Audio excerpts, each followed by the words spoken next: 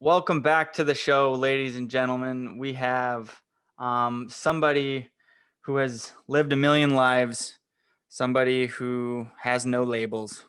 We got and we got my landlord, my ex-landlord on the podcast. We got Sean Pettit on the show. What's up, boss? Hey, Jody. Good to see you, buddy. Thanks for having me. Likewise. Thank you for Thanks for coming having me. on. Yeah, it's been since you started this in my house. We've been meaning to talk. Since you evicted me from your place because I wouldn't pay rent on time diligently Not, for 6 years. not true. Fake news. So fake. Okay, let's just so people get a little glimpse into myself. How was I as a tenant? Uh, you're great. You're great. Yes. You went through so many different. I mean, you lived in multiple different rooms in the house, in the suite. I mean, you really got to explore more of this place than I did. I've only ever been in one bedroom, sleeping there. So, I've um, explored all areas of the Pettit dojo. And the dojo has come a long way from when I first moved into it to now. You've done some massive renovations. it's such a constant project. I love fortunate to have this place again, and it's so fun to constantly have something like that to work on. It's such a creative kind of space to always be like, I don't like that chair. Let's try something else. Or I Totally. don't like this table anymore. I want to do this. Or, you've a lot of friends making really cool stuff now too, lamps and stuff. So yeah, it's a constant project, which is the most fun. But yeah, right now it's kind of pumping. Springtime. The Japanese maples are blossoming, No flourishing. way. What color do they Yeah, blossom? they're just red leaves, Oh, that's beautiful. but they're really nice maple leaves. There's just the garden's pumping for sure. Okay, so Lots of let's get a flowers. let's get a little background. We're talking about your story right now and your house that you're living in right now, your home Mm, base as of today. mm. What was your home base and what was your childhood like? You know, take us on Yeah, that yeah, adventure. yeah, for sure. Well, I was born on the east coast of Canada in Ottawa, Quebec area. Um, and then my mom decided that she wanted to seek better life out west, as most people who were kind of around the mountains or anywhere around the mountains back east knew that there was this dream out west. And so my mom had spent a lot of time in Whistler before me and my brother were born. She squatted in the woods here in the 80s, lived in little huts with hippies. And then once me and my brother were born, there was like a heavy ice storm. I think it was like 1998, 99 in Quebec, where we were living, Chelsea, Quebec. That just a gnarly Quebec winter, heavy ice storm. And my mom was pretty much like, let's get out of here. And so she just packed us up and we pieced out. And I think I had just started school. I was like in kindergarten or grade one or something. And she just kind of packed up and was like, saw that me and my brother had already started skiing at Camp Fortune in Quebec, and saw that we loved it. We were there till the lights came on, or lights went off. Sorry, at night, and so she was like, "I think out west is going to be a good place for these kids to flourish." So I remember the day we got here, thinking like, "We're only going to be here for a little bit, right?" Like I have friends back Yeah, home, totally.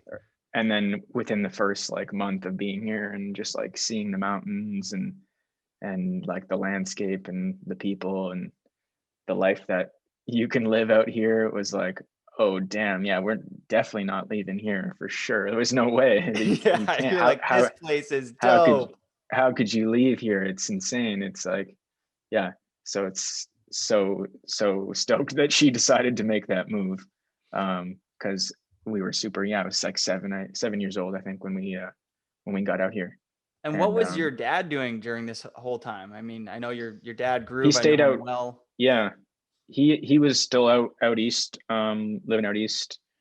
He ran food concessions at like music festivals, um, yeah, blues festival, jazz festival, um, on the Ottawa Canal, selling coffee. Um, he's sold all kinds of food around Ontario and Quebec for a really long time, and he continued to do that when we moved out here. Phenomenal cook, I may add. He also has a Mm. restaurant in Whistler. If you're ever around and you want to go on a nice date or something, or go for a nice drink, go check out Legs Diamond. Is he Oh still yeah, is the groove oh still yeah, is it's he pumped. still pumping out food there? That's still the Oh go. yeah, doggy. That's Oh what I yeah, want to buddy. hear, Yeah, yeah. Oh yeah, the groove's still up in the kitch, man.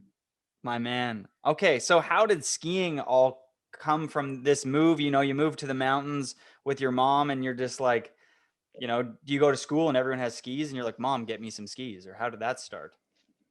Well, we had already, as soon as we moved here, my mom became a ski instructor right away, Boom. and so we were able to get a free pass that way from her working for the resort, and I'm pretty, yeah, all the ski gear was always readily available around here.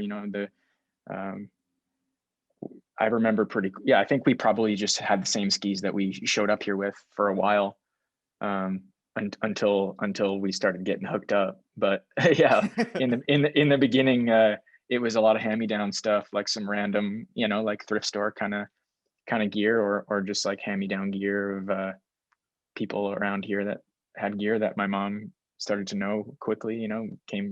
Got a lot. She was good at making friends, and uh, and that was easy for us to do when Hell when yeah. when she became a ski instructor, and me and my brother would just follow her around for the first couple of years, um, just kind of chasing each other around the mountain, and then eventually that was just like our kind of playground, and me and Callum would just take off onto the resort and Let just let's go talk about play. the playground. You moved to Whistler, obviously totally different terrain than anything you would be used to coming out from Ontario. Um, did you guys gravitate to freestyle, or did you gravitate to being just little park rats immediately? Or did you find a balance kind of? Yeah, I mean, yeah. So when we first got here, I was still young, but yeah, within the first couple of years, I remember it was like some crazy snow years back then too, like 99, 2000, 2001. Um, some good snow years in there, and didn't know how to ride powder, and I was like 3 feet tall, like didn't know how to like navigate through that quite yet. But the whole mountain immediately was our playground. It wasn't like we gravitated towards the park right away or anything, but we definitely, at that time for sure, like 2000, 2001, um, it was when people were like really starting to go in the park. And so, yeah, we did gravitate towards riding the terrain park for sure, Let because all of our friends at that time, who we were skiing with, were mostly snowboarding. And so they just naturally were part of the whole park Totally. movement. And so we just were like the two skier kids that kind of like followed them into the park, and started learning tricks. Okay. Whistler Blackcomb, it's one of the meccas for going to on a ski trip or to ride park or anything like that.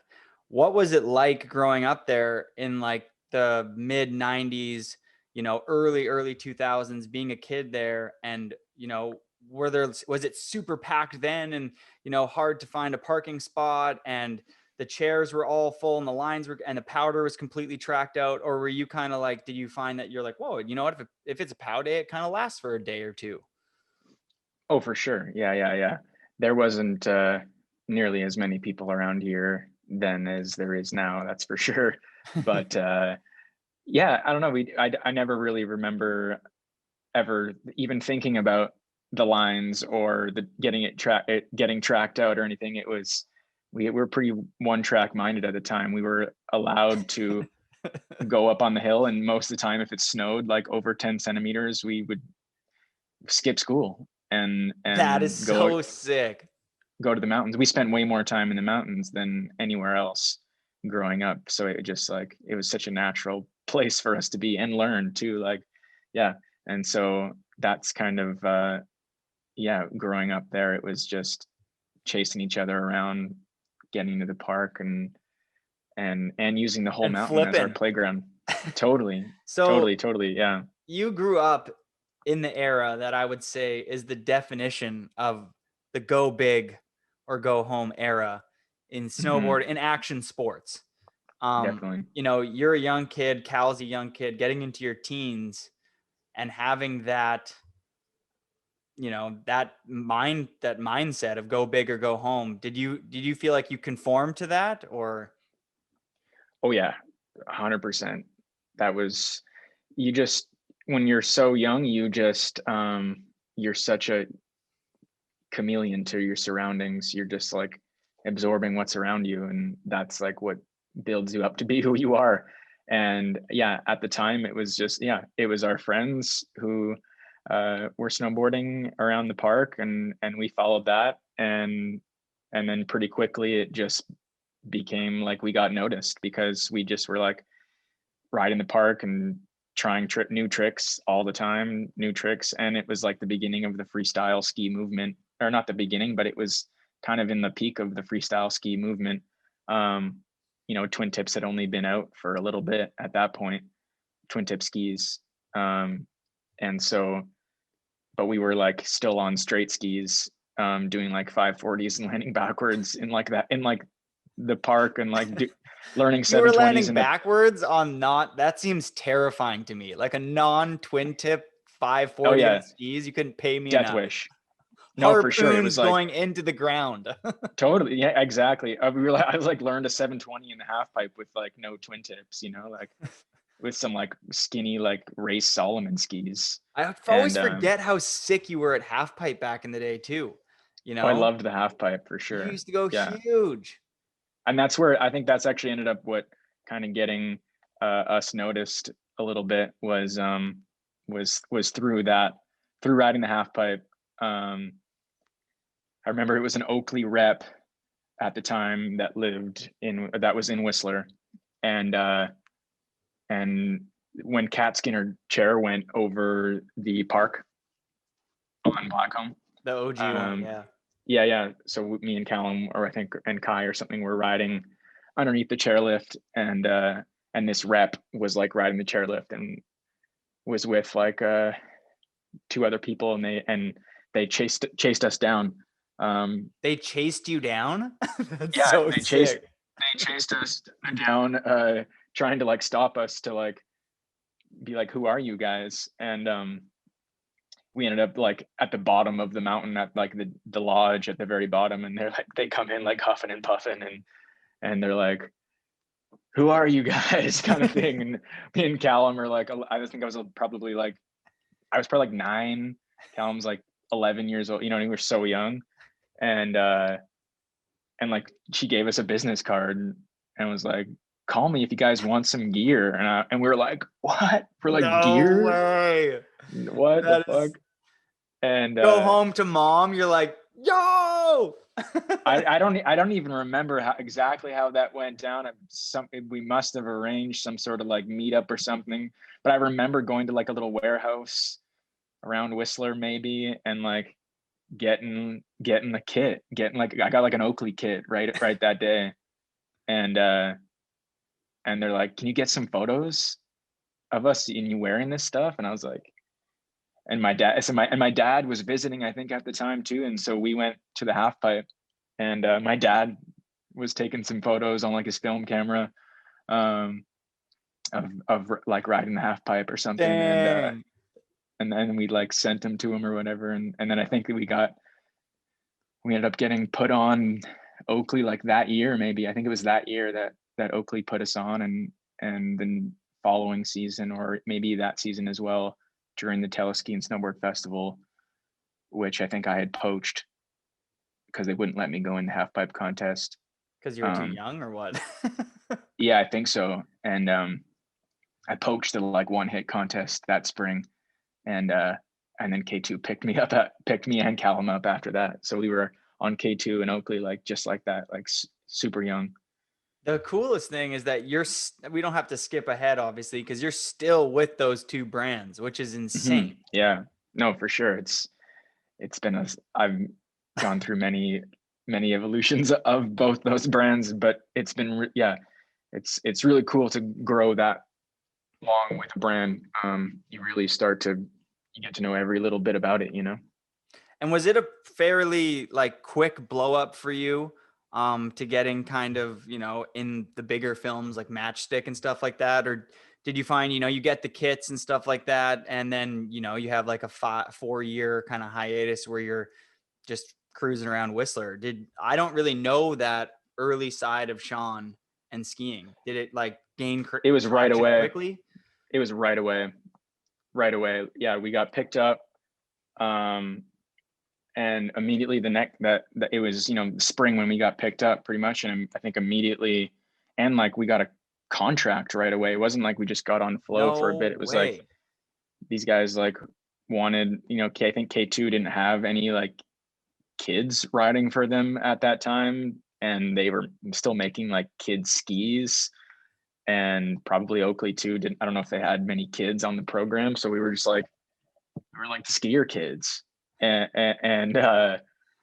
so it was right away. They were like, we want you to compete at the US Open next year and stuff. So, and like, so whatever the next year we started flying around. Like, I think the first year was my mom probably came with us. I was probably 10 years old. Cam was like 12. And we probably, I think we went to the US Open in Vail, Colorado, a couple other contests. I don't even X Games qualifier like right away. Yeah, just like Oh, all just those thrown ones, into right? the mix. For sure, like right off the bat. And then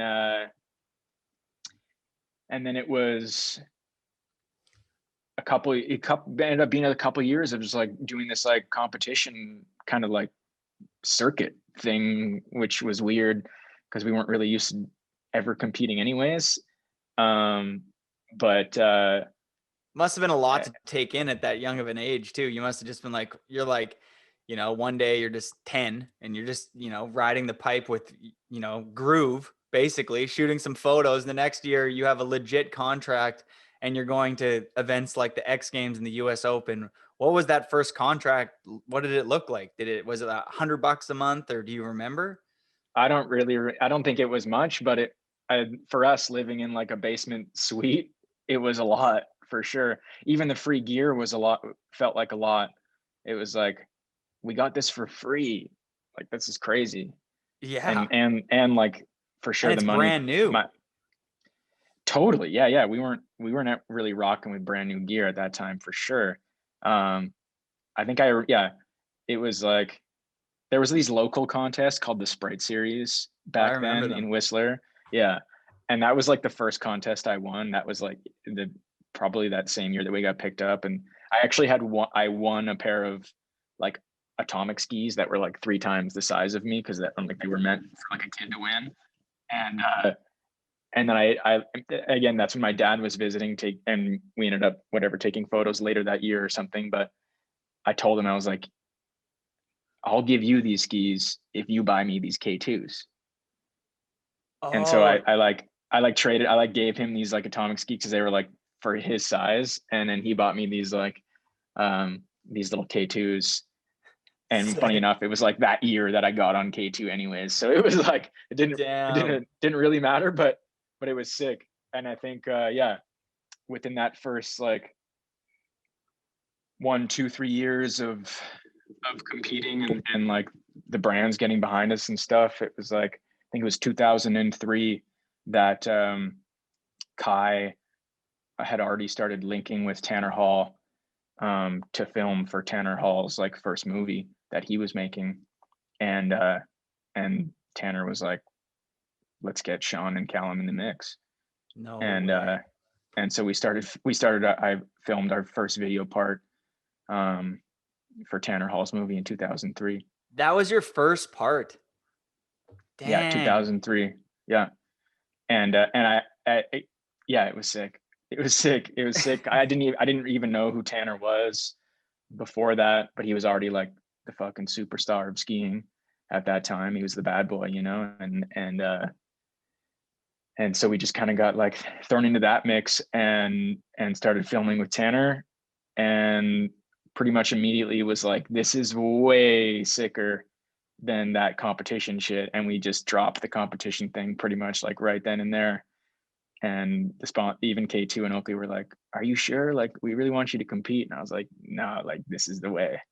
This is the This is the way. way And to you, like Callum, Kai, Tanner. and And they were, Tanner yeah, kind of like reshaped or like made a giant push forward in that like freestyle skiing movement into what I remember being like the hypest group, especially, you know, you and Tanner. I mean, those names when I was a kid and I first moved to Whistler were like household names. for sure. Yeah. Before I even knew again who Tanner Hall was, it was like we were thrown in with like the best dude in the world at that time. And being like, yeah, I think whatever, 13, I guess then, and like starting to film and stuff, it was like, it pretty soon became our whole life. Did you mesh well with Tanner? Like, do you remember, do you Oh remember yeah, those first few trips and you guys clicked well? for sure. I mean, again, I was a little kid, and you know, he's probably 10 years older than I am. Um, so, but even at the time, or yeah, he was probably like 21, 22, and and it was so cool of him to be like these little kid, like bringing these little kids under his wing to be like, I'm gonna put you in my movie, kind of thing. So that was like, I get it's. I think about it now, and I'm like, damn, that's a huge move, kind of, and especially for a little kid like that, getting that kind of opportunity. So that just took off our careers right after that movie came out. So We that were was like, like, yeah, that was like the moment where you went from being like, you know, a sponsored kid to in the spotlight. for sure. Yeah, I think it was it. So the movie was Dubsky 106. It was Tanner's first movie with like C.R. Johnson, Evan Raps, yeah, Kai, myself, Callum, and you know, a couple other names that were big at that time. Um, and like, you know, we go down first premiere like down in Utah, and I think we were in Park City, like with Tanner Hall in a limo, No. Yes, like the heyday when there they're was like just money. smoking cigars, and like there's a red carpet rolled out, and like I got some little velvet brown like baggy pants and some Air Force Ones, and we like rolling into this premiere and like with like all this fresh new Oakley shit and like Oakley watches and stuff. Like it was hilarious. Like it was such a funny time. And that yeah, that year took off, and I think K2 even gave me like a kids pro model ski that year for like the next couple of years. What did it feel like looking back and reflecting on those times and going from just being a kid to being a rock star and gaining all of that attention at such a young age? Yeah, I mean, reflecting back on it is wild for sure, but at the time it just was like, this is just how life is rolling right now. It didn't, yeah, it was weird. Like, you know, we got exposed to some shit, like, right, you know, everyone's smoking weed and drinking and partying, and there's girls around, and we're just still like, we're just these kids, just like, like, Yeah, like your we're not kids. supposed to be here, but we were, and like, and they, Tanner and the film crew and all the guys a part of it, they treated us like we were just part of the gang. You know, it was really, it didn't seem like there was even much of an age difference between us, because That's such a they cool just, thing about our yeah, culture is that nowhere else I feel like in the world, but like maybe action sports as a whole. When I used to go to the skate park when I was 15 and there'd be a 10-year-old that I would meet there and I'd like, you know, I'd skate with the young kid, or like I'd be like 12 and the 20-year-old would be at the park and you just hang with them. You know what I mean? It's easy. It's not for like this. sure. And then it's like there like, hey, what are you doing after this? We're going over to Brittany's to have a bonfire, and they're all smoking dope and drinking beer or whatever. And it's exactly like you. You're just hanging out, and they make you feel welcome. That's such a cool camaraderie that like our sports just have, that I don't feel Totally. like you find in very many other cultures. No, for sure. And yeah, so it was super cool to feel like, you know, being so young, feeling like you're accepted as like one of the cool kids, you know, Totally. and Like you and we love were this shit treated as like much as that. me, Yeah, you're in. totally. That's how it was. And we were pushing it. We were pushing skiing, obviously hard. So that's why they were so down, is because we were kind of like on that new wave, and at the beginning of it. Yeah, let's talk about that. Um, Wrapping your head around, this is this time frame, for those that don't know, would be like when the helicopters are introduced to these giant park shoots, and it is like the POW season's over. It's like, okay, let's get the young kids. We're building a massive hip, and we're getting the heli out, and it's like sunset shoots and stuff like that. Was that something that you were excited to do at that point, or were you like, I don't like doing this, or were your juices just flowing like, I can't wait to go up there and do 100-foot front three or whatever? Oh, for sure. Oh, yeah. There was no at that time. I didn't have like even a terrain choice. It was just like I just rode it all. You know what I mean? We rode. You know, there was park jumps being built for those like big park jump sessions with the helicopters, like you were saying, filming and stuff. Like, you know, we were going to Mount Hood in like June, and like building little like slushy jumps in all the gullies.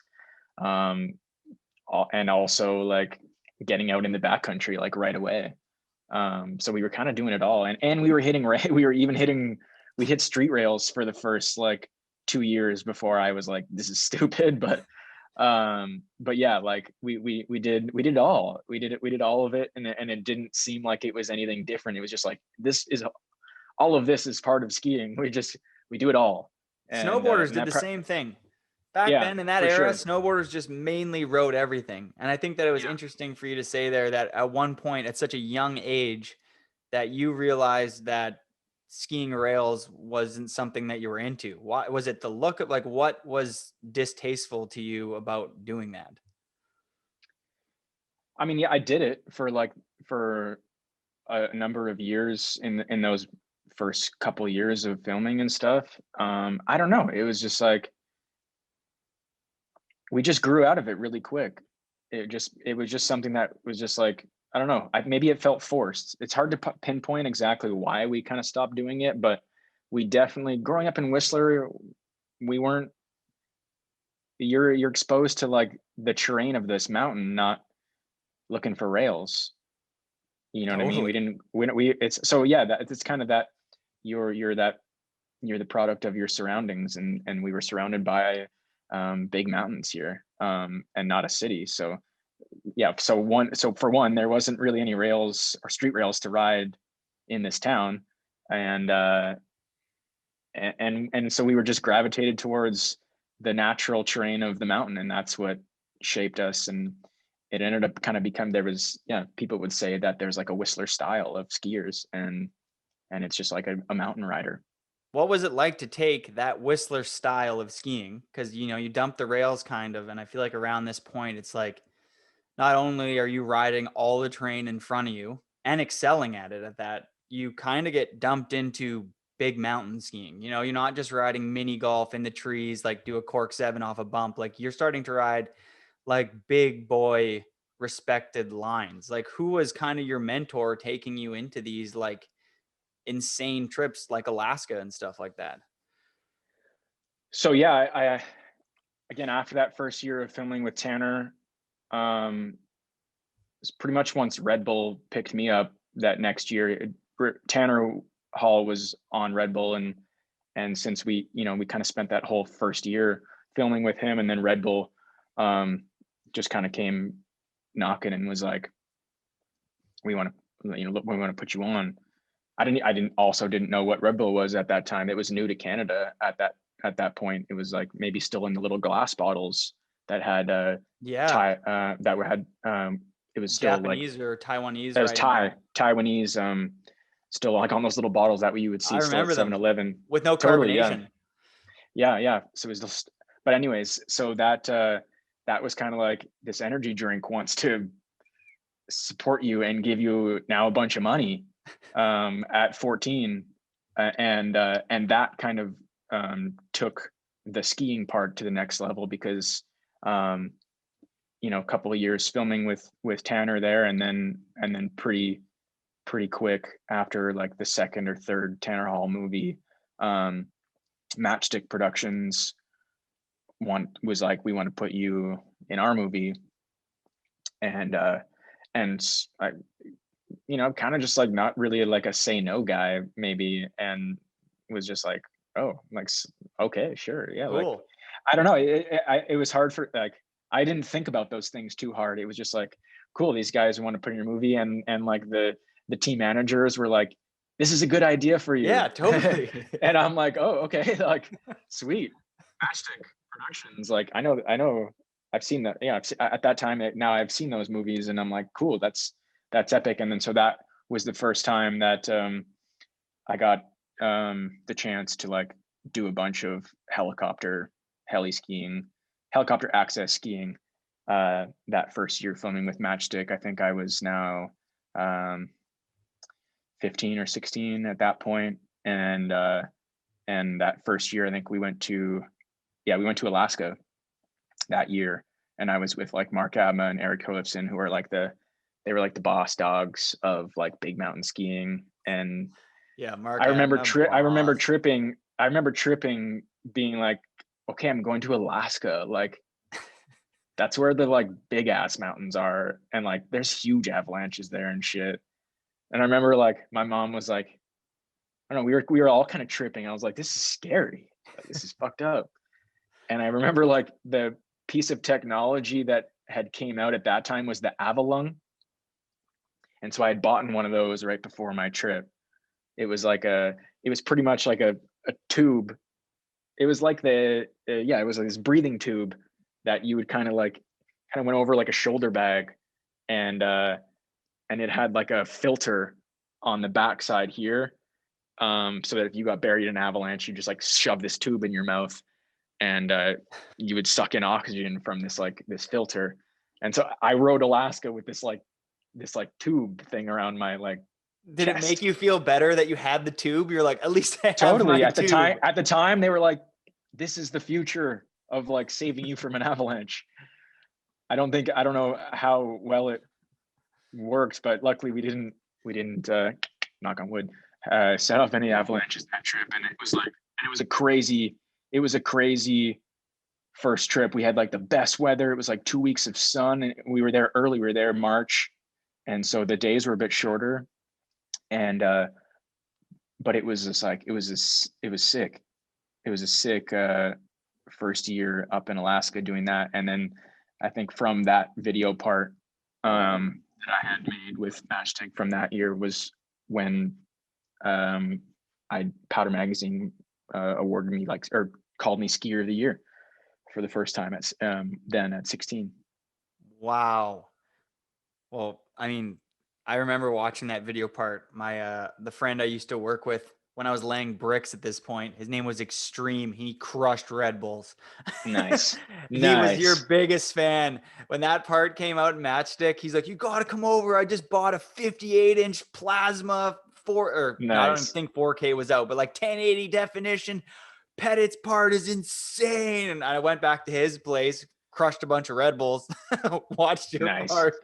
I actually don't remember me drinking Red Bull, but I remember going to his place and watching it and being like, yeah, I know that guy. I literally see him every day at the Circle Skate Shop with Steve and Jer. Like, that's too funny. I didn't even know that you were, I saw you walking around town at that point with your Red Bull hat and stuff. I just thought you were just some local kid I didn't realize that you were like, yeah, like you said, like you got awarded the best skier in the world at 16. Yeah, it's wild. That is insane. And I would like to touch base on, at this point, you said you're in this one bedroom with your mom and Cal, and, you're starting to make, I'm assuming at this point with Red Bull and winning skier of the year, some solid loot. Hmm. What did that look like? Are you at this point like, okay, like I'm going to help out around the house, or like, how did that look like? Or is your mom just like, we're going to stay in this one bedroom? Or like, I'm imagining your mom even being like, still your mom, you know what I mean? You're 14, 15, your mom's still discussing these things with you. You know what I mean? For sure. Yeah, yeah. I mean, even growing up in the like basement suites all over town, it never phased us. It wasn't something that we thought was like a shitty thing. We were just like, we're here in this place, in tucked away in the mountains. Our living situation, really, we didn't give a shit about, or ever think about. It's not like most of our friends weren't like didn't come from super wealthy either. At that time, Whistler was like super low key, and there was some people that fled the cities to come live the mountain life, and so we were just one of those families, I think, doing that. But it was, yeah, it was still expensive to live here at that time, so that's why we had to do that. But by the time I was, yeah, like 16, my mom had remarried, and we moved into to my stepdad Tim's place in Pemberton. And they started growing a family there. And so, at that point she was pretty solidified, had her feet, pretty well planted. So at that point I was pretty much just kind of more off on my own, doing my own thing and supporting myself, and still trying to support the family as well. Did you ever have to help support around the house? Like I'm imagining, you watch a lot of those movies of people who didn't come from, massive financial backgrounds, and the child star starts to like help around the house. Did you ever have to like, I'm curious to know if you ever like, you get an $80,000 contract, maybe are you putting some food on the table or? Yeah, I don't I don't know if I was ever like, I, hypothetically, yes, probably putting food on the table, but yeah, I just my mom, when she was in a pinch, for sure, I was helping her out, just pay off the credit card bill, or whatever, and that was that. It seemed that was nothing. That seemed totally fine and normal for me to do. That wasn't a crazy thing for 100% me. that is. That's That you was being just amazing too, though. That's how life should yeah, be, That's your family. And I think that it's yeah, of important to course, yeah, realize of course. that lots of people, our society has done such a good job of being like everybody in the world has to be good at making money and saving money. But there's lots of people who that's just not what they're good at, or not what they want to even do with their life. You know what I mean? At all. And Totally. it makes them feel alienated that like they have compassion. And like, I know your mom personally, and like her path in life was never to make money. It was to like Mm, make people be better humans, like you, like truly. And for it's such an sure. inspiring individual. And it's Mm, amazing that just because you had the money at the time to help her out is like, yeah, exactly what you should have been doing. So mm. kudos to you, brother. Oh no, thanks. Yeah, no, I mean, for sure. Family, like you said, it's family, that's not I didn't have to think twice about that. Right, rightfully so. Okay, so we kind of went through some amazing chapters here, blowing up and stuff. What did at one point did you ever just feel like you were a rock star? Like, cause you really went from, being like big to like super big, once you, and when you're young, did you feel like you started getting maybe a little bit of cockiness or ego, or like, did any of that come with it? And then, how, like, I'm curious because I will never achieve that sort of stardom. And I'm wondering at such a young age, I feel like that's a big thing for some people and it almost toxic for a lot. Definitely. Definitely. Um, of course, the ego was inflating massively, um, which is of course normal to happen. I was such a young kid. I was so young and given so much opportunity, that everyone was telling you that you're the shit. For sure, that was going straight to my noggin, dude. That was going straight to the dome, and Yes, love the and it honesty. and inflating really quick. Of course, no, yeah, there's no question about that. Um, when you're so young, and and someone's giving you so much attention for doing something, you're of course going to just like, you're just going to keep feeding that as hard as you possibly can, because you're like getting high off of all that attention as a kid, especially as a kid, getting this big attention for being good at something. And Totally. so I just pumped everything into skiing at that then, and uh and was getting a lot back from it, attention and Validation. opportunity, for Totally. sure, Just for like sure. And then yeah, of course, with the, you know being on some big brands between K2 Oakley and then Red Bull, um, which opened up a whole nother door of opportunities, because at that time, with them being pretty new into the space, they were just pumping money into sports. And so whatever we wanted to do, anything we wanted to do, they were behind it and they pay for it. Anything, and like it wasn't anything too small that we could ask Red Bull for that we couldn't do.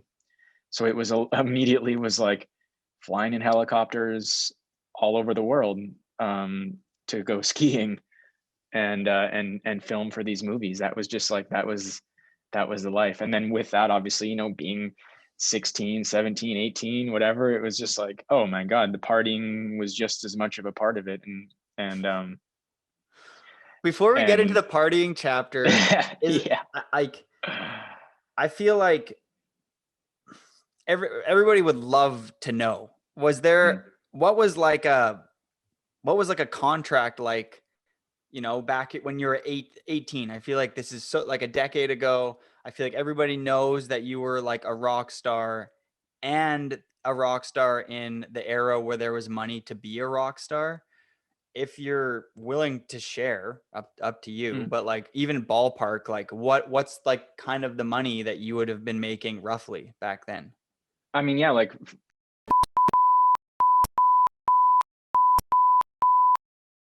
Yes. yeah, it That's my was it was boy. it was wild. I mean, yeah, once K2, gave me like the first real pro model ski, um, that was like, and I didn't even know what to do with that shit. I mean, yeah, I don't Yes, think I ever Sean. really like took it as even a monetary value. It was just like, I was fortunate to just have like freedom to not even have to think about money anymore. That was like, I mean, it was sick, because coming from like, mom bringing home, leftovers from her second job, working as a waitress, and craft or craft dinner, in our basement suite, to like not having to worry about money. I was like, this is fucked up. This is a crazy life. And so I fed everything I could into it, because I was getting so much out of it. So I pumped my entire life into that.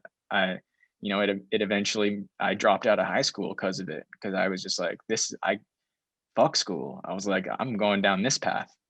Clearly this path is going to work for me, not school. And you were making more money than your entire school, all your teachers combined. You're like, I'm out of here. They're like, you should stay here and study. You're like, why? Like, are you serious? I just won rider. I am the best skier in the world. I mean, that's what it kind of just boiled down to. For that point, it was just like, I have a choice here to just keep skiing and just do that, or try to balance it with school and try and like keep up there. School wasn't working for me. Yeah, it definitely wasn't working for me. So, and my What mom was, was totally cool with that. She was like, whatever you want to do. did you find that you had a way to ground yourself, with all of this hype and going to these, like, these premiere tours for two months to promote the movie, and then flying in helicopters, and then, traveling all around the world and partying at such a young age? Did you ever feel that you had something that would just ground you, that you'd be like, I'm going to come back to this? And For sure. I think the friends, that I had, that I still have, that I surrounded myself with, um, from a young age, and never, you know, never left those friends. They kept me grounded always. They never, they didn't think it was cool that I got on Red Bull. They didn't treat that I was like, they all of a sudden think I'm cooler because of that. No way. They didn't, we didn't come up like that. And so nothing changed as far as any of our relationships.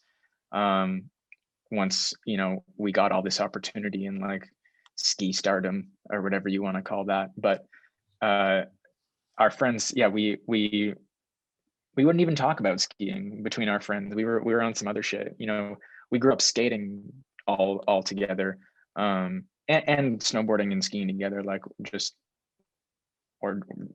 fucking around. Just like anything around here that we could do together. And we were always, you know, a tight crew. You know, my homie Jeremy, who you know, and T Mac and Stever, and yeah, those guys just, they kept us real, which was so sick, because there's so many fake people around you, because you're a, you know, you're a little product to the industry, so it's hard Let's to dive into that.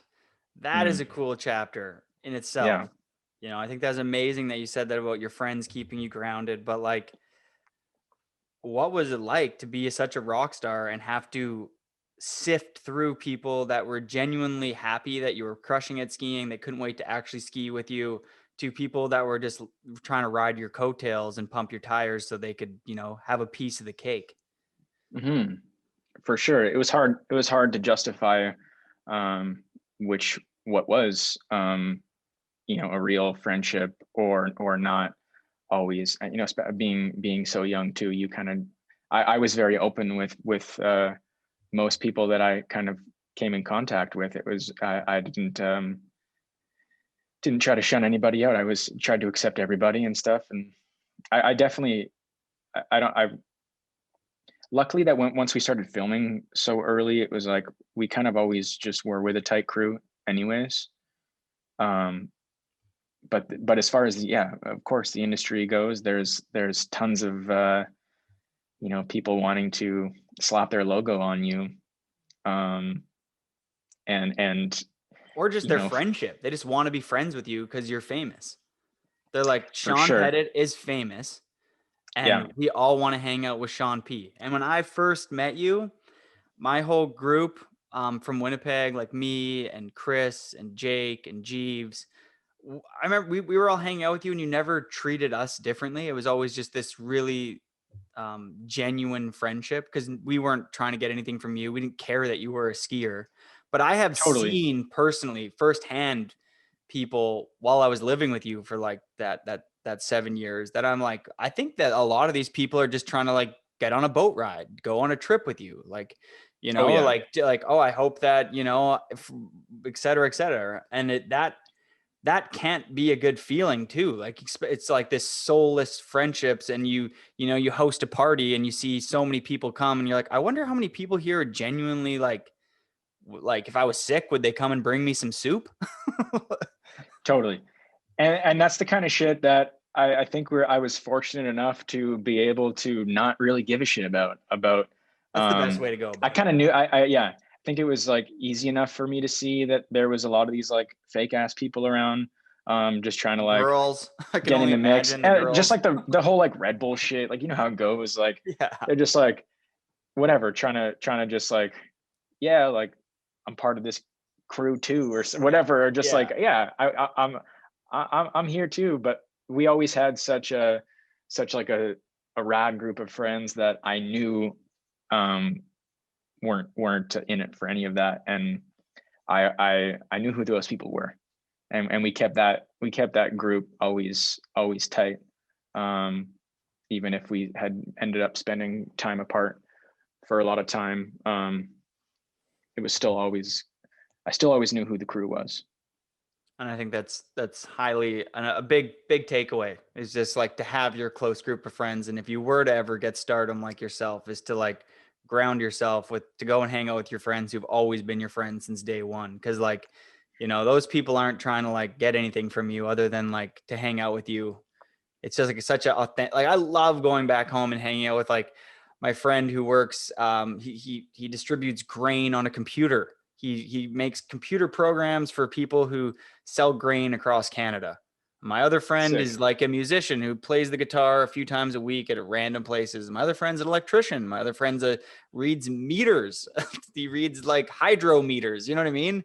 And I love hanging out Totally. with all those people because none of them care. Not that I have any sort of stardom or anything like that, but I'm imagining if that ever happened, going to hang out with those people would be the go. Of course. Totally. I mean, it can be hard to know who your friends are in that situation. I've seen it happen to friends of mine who had gotten into the same situations of like young stardom and stuff, and it sucks. It sucks to see because uh, it's no fun being around a bunch of fake ass people. So No, not at I'm all. I'm lucky. I'm lucky. I was around like such a rad group that was like willing to stick around even and be like still friends with me that even though that 100%. I had started living a bit of a different life. Well, you started getting on like you had your own TV show. You were like, what about like you have your someone who I would say for a bit you and Mark McMorris like you were like the Mark McMorris of skiing before Mark was like big in snowboarding. You know what I mean? You were already on Red Bull and stuff. And when Mark got on Red Bull, it was like I would see you guys at like Camp of Champions and it'd be like, well, Mark is the Red Bull version of that, and then there's Sean. You know what I mean? And then the TV show came out and you were hanging out with all them. And I feel like that was just that was just chaos when all you guys would be together. It would just be like it would be like I'm imagining it would be like to be like hanging out with like Paris Hilton and her entourage when she was like 18. It was just like there was so much fame between like you and Mark and then Craig and stuff like that like anywhere. Oh, you heard that Sean and Mark are at Earl's. Like the entire Whistler community that cares about that would like be there. It was nuts. So stupid. It's so But stupid, yeah, but I like, mean, yeah, I for get it sure. I, though. I remember connecting with Mark when he first got on Red Bull, couple shortly after I did.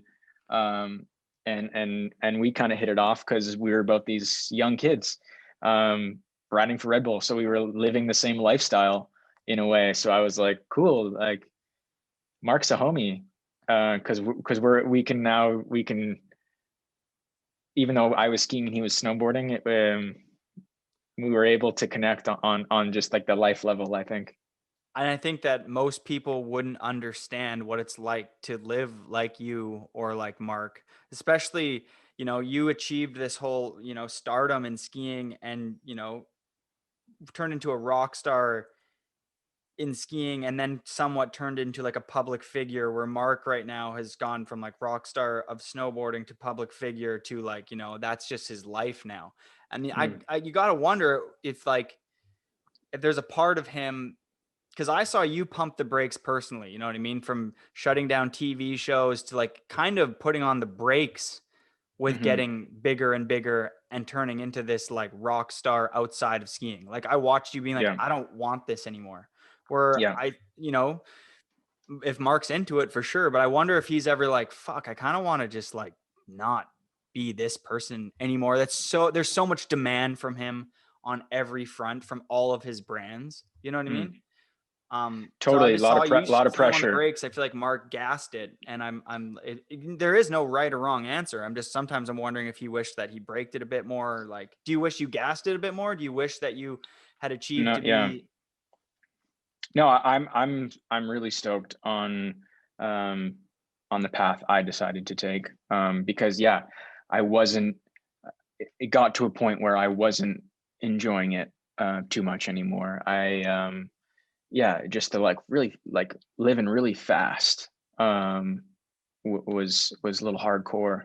Um but yeah, I think just like it became a bit repetitive after a while too, of just the like same kind of formula, like all right, ski, go, go film this part, and make sure you did better than you did last year because you want to stay on top. So up your game a little bit each year, do something gnarlier. um and then again, also with the lifestyle of like these 2-month premiere tours and drink every single day. You know, partying was like a part of that lifestyle. So yeah, that got old. That got real old real quick for me. And I think the pressure of like the Red Bull sponsorship probably just drove me that way, because you know, because the money was coming in, and um I felt the pressure to perform and like continue to try and be the best. Um Before realizing that I was like, there's there this doesn't like end anywhere. This or it ends badly. So I knew I wanted to make some changes, big time. Let's let's talk about that, because I feel like I witnessed that firsthand, and I think that it came together with when I first moved in. You had told me about some pretty scary um, things that had happened to you in skiing. You know, you've had some like gnarly ragdolls or whatever, and then you were also at the, I think the second year I was living with you is when you blew your knee. Do you want to talk about just like putting yourself at risk and like that kind of hitting Hmm. when you do it? I don't think people realize that from the age of 9, like you were saying, you were already in the mindset of I need to up my game every year. Where most people, that starts when they're like, you know, 16, 17, and they're trying to break onto the scene. Like you had 7 years of doing that before most people to Hmm. tap into that mindset. At one point, like I'm imagining those, you know, pushing yourself every year, and you know, you only can go a year or two with avoiding injury, and inevitably when you're trying to push yourself every year, that can come. And what that mindset must have felt like for you. For sure. Well, yeah, I think, you know, getting to a point in skiing where it started, the skiing itself, the act of skiing started to feel like I was just out there to scare myself.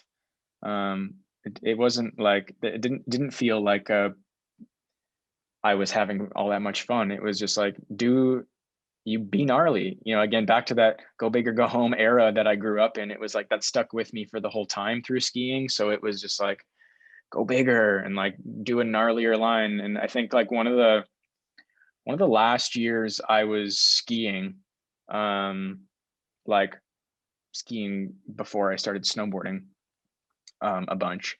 Uh, I remember being in Alaska in Valdez, and just being on the top of this like knife edge peak, and my legs are just like chattering, shaking out of control. Like my palms are sweating and then cold sweats, and I'm just like, my nerves just like hurt so deep in my chest, and I'm just like, I don't want to be here right now. Um, this is like, my nerves were shot, I guess. My nerves kind of just like overtook. I was getting older and growing up and in my 20s then, and um, it just was like, it started hurting to putting myself in these like dangerous situations all the time, Like and mentally you're knowing talking about, like, right, you're on top mentally, of it and yeah, you were so scared that your body's like kind of going into like this like shock mode of like, what are you doing? for sure. And it didn't stop me from doing it. I still like, I remember, you know, I'm still riding the lines and um, try and do it good and clean, but I remember just like within those last couple, it was just like, it just built on top of each other. It just was like, I went from completely no fear, and like felt like absolutely invincible and nothing could touch me, and I could jump off of the biggest cliff I could see and nothing would happen ever. I felt like I was invincible. That's it. And then eventually like started to not feel invincible anymore, and the nerves just like started kind of hitting pretty deep, and like and and messed with my head a little bit, or they did mess with my head. So that I think that made me start to think about other things and think about what else there is for me to explore, um, beyond just this ski life. Because again, that was like at a repetitive time as well, where I was like, okay, I'm just doing the same thing over and over here. How does this how does this get better, or how does this evolve? How do I like change this to keep this exciting and not scary, because I just kept going down this like be gnarlier and make things scarier route, which wasn't fun for me anymore. And my only goal was like, with like anybody, is just like in life to how do you have as much fun as you can, doing what you're doing. Yeah, on this very short life that we're given, at one point your adrenaline just seems like you kind of like, you know, it fizzled out because you did it for so long. Back to the 7 years ahead of everybody, that puts you at the age of about 30 something in a regular ski or snowboard career, when they normally start like clocking in to get really gnarly at, let's say, 20, and they do it like you at 25, you've been doing it for 15 years, Mm-hmm. and Yeah. I remember this very distinct moment. It was at the beginning of a season. I think you may have, yeah, you had your skis on, you got your package, I got mine. I recently had signed with K2 myself, and I was practicing these like, just playing around in October, and I was playing around in the living room doing these stale fishes. And I remember you distinctly being like, "Oh yeah, like I'm gonna try that on my skis this year. I want to tweak better like this." And you were like, there was a sense of like, I really want, and you always had a very distinct ski style that was different than anyone else's, because I think you really looked up to snowboarding so much, and you were trying to do these snowboard tricks on your skis. And we were discussing in the living room how you could maybe tweak your grabs or whatever. Maybe I shouldn't grab. And like, I feel like that was one of these giant changes in your head where I think it came into your head like, I think I want to snowboard. So maybe open the chapter of like when you had that Mm-hmm. epiphany of like, I want to try this snowboard thing out.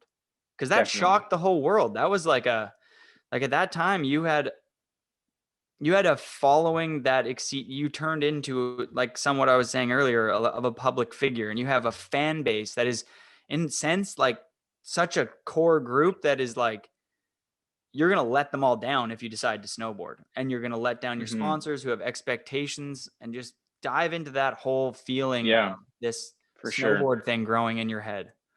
Totally. I mean, it was growing from a really, really young age. Again, like back to the when we were kids, we were just I was skiing with snowboarders. I always was skiing alongside all of my snowboard friends. Even into the like started filming times, I was going out filming with Mikey Wren sometimes, like in the Whistler backcountry, and that just like, for sure, all of that played a big influence. My whole career skiing, I was it was influenced by snowboarding. I only ever watched snowboard videos. That's what fueled my skiing. So I was just trying to ski like a snowboarder, essentially, which um which to me now is like, now I've figured out, kind of why I ended up going down this path. But I think by the time I the third time skier of the year or video part of the year, um I think that was like my cap. I was like, I think that's like, what else do I want to do here? Like, Yeah, what win it else can four I times. I don't know. I was just like, what else? Like, it was just like repetitive. I was like, okay, like, all right, again, I guess. Like, it wasn't that wasn't, I think, from before I ever got that seemed like that was the pinnacle. And then you get to like your pinnacle of what you think, and then you're like, but what's next? And then, and then the video part of the year again and again, and then you're like, A TV show. And cool, but like, yeah, and I just feel like I just kind of capped out. And I think like the best part is like the learning curve. That's when you're in bringing in all of the information and you're having the most fun because you're learning. And then I kind of like felt like I stopped learning, just like the style of skiing I was doing. And it was just like, just keep performing.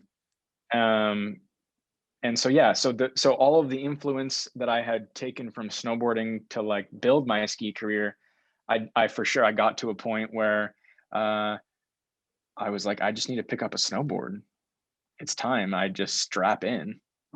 I've been influenced by snowboarding this whole time to influence this style of skiing that I've been doing.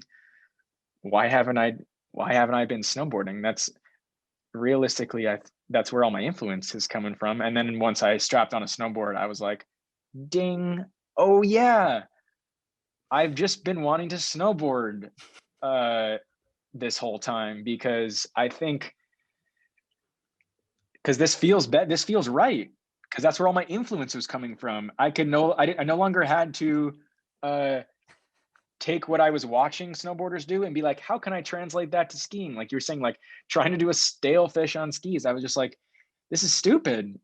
And because by the time I strapped a snowboard on, I'd already been skating pretty much my whole life. So I felt like I was able to pick it up pretty quick, knowing I sucked in the beginning, but still, like, even though I sucked, I felt almost immediately more comfortable in like my skin, let alone like standing on my feet. Not like all of a sudden I'm just like I'm in the mountains and I'm standing sideways, and I'm lighter because my setup is lighter, and I now have this whole new approach to the mountains, and I'm just like kid in a candy store again. This whole like this mountain just got way bigger, and like this whole world just opened up for me, and I just got sucked in hard. Of course I did. I've been waiting my whole ski career to finally strap into a snowboard, and once I did, it was like game over. It was like I'm going to learn this. I'm going to go down this path, and that's been the funnest part. Is just like I learned that, or realizing that that's the most fun is the learning curve. Because every day, I know I was snowboarding with you a whole bunch then. You were living with me. Every day I would go snowboarding and follow you guys around. It was like every day I was learning something. I Oh was yeah, always it was asking, crazy. like, where do you put your front foot? Where do you put your back foot? Like, how I just like all the classic questions. And like, Yo, it felt so cool to be on that side of the spectrum of like, of being able to ask all these questions and not have to, answer them for like other skiers asking me the ski questions. It was like me being this young snowboarder, like wanting to learn, and like that felt so good. I mean, what did it feel like though when you start snowboarding? Did you feel like you were in a way like betraying or like doing something wrong or like forbidden fruit, because there has always been this like animosity between skiing and snowboarding, and you have huge contracts still with all of your major brands, and a level of like fulfillment, and like you said, every year their brands never tell you, but they're always like, yeah, just like be gnarlier and go bigger next year. You know what I mean? Like, For and sure. so like you're still like you're the best skier in the world, so there's still an expectation that you're going to do that. And how do you manage this like this new love, this like new love? Because I saw it Mm-hmm. and it was like you weren't like stoked to go snowboarding. It was like you were literally the kid who just unwrapped his like no, not unwrapped his first snowboard, but like his second or third year, where you're like, I'm obsessed with this is who I am, I need to snowboard every day, I'm gonna fucking dive into content, I'm gonna pick my favorite snowboarders and I'm gonna snowboard like them, which I watched you do. Like I knew you always Mm-hmm. watched snowboard videos, but watching you fall in love with snowboarding and then choose snowboarders who are like, I'm gonna ride like that guy. Like I feel like I haven't done that in years. Like I get slightly inspired by new people, but like my favorite shred heroes were like Danny Cass, Mark Frank, Montoya, like way back, where Yeah. yours, I feel like were a lot newer, you know what I mean? Mm-hmm. They And definitely were. They I don't know definitely where I were. was going with that, but like, you're letting down these fans and oh, dude, that Yeah, must have been I think crazy. that it was because again, that was like it was still at the peak of my ski career, of still being paid to do it, ski. Yeah. So I had to figure that out, and I didn't know how to figure it out. I didn't at first. It was like it was such a gray area, because I was like, how do I do this? How do I balance? How do I? Well, I think my first thought was get good at snowboarding quick, because you know that these brands, Oakley supports skiing and snowboarding. You know that K2 supports skiing and snowboarding. How do I convince them that they're going to continue to support me, even, and I'm going to do both? that was kind of like my mindset at first, was like, I'll do both, and I'll do both good. Or I mean, that was my mindset eventually, like after the first year of snowboarding, maybe. But the first year it was just learning, learning, learning. I mean, still am, but I think that balance became hard because I didn't figure it out right away, because it took me some time. So I think all I wanted to do was snowboard, and then but I wanted to plug in skiing because that's what I was still getting paid to do. So I think that was the hard part, because now I'm doing something that feels unauthentic, because I'm doing it just because I feel like I have to. And so I think that, again, because all I want to do was snowboard. So, but then I would try and film some skiing so it looked like I was still skiing a whole bunch, just so I could be like, okay, that's out of the way, and I'm gonna strap back into my Totally. snowboard and go snowboarding again for another 2 weeks, and then like I'll do a day of skiing, and then I'll go back to snowboarding for 2 weeks straight. It's kind of Um, like cleaning your house. As your mom walks in the door, you grab like a like start like sweeping or grab the dishes, and then she comes home like, and you're like, I've been cleaning all day, but really you've been doing nothing. But like it's perceived as something that it's not, and you're like 100%. Totally. That's skiing exactly is. what it was. I was trying to figure out the balance. I was like, what is this? How do I do this? Um, but I soon learned that I needed to like really hone in on like how I approach skiing and snowboarding, um, to like evolve into what I'm doing now, I think. And I think it was just, I had been influenced by snowboarding this whole time skiing, which, the snowboarding that I was influenced by had like it was the snowboarding freestyle aspect of it. It was like, yeah, it was big. It was like riding mountains and big mountain riding, but there was a freestyle element to snowboarding that I was super drawn to. And I tried to translate that to skiing.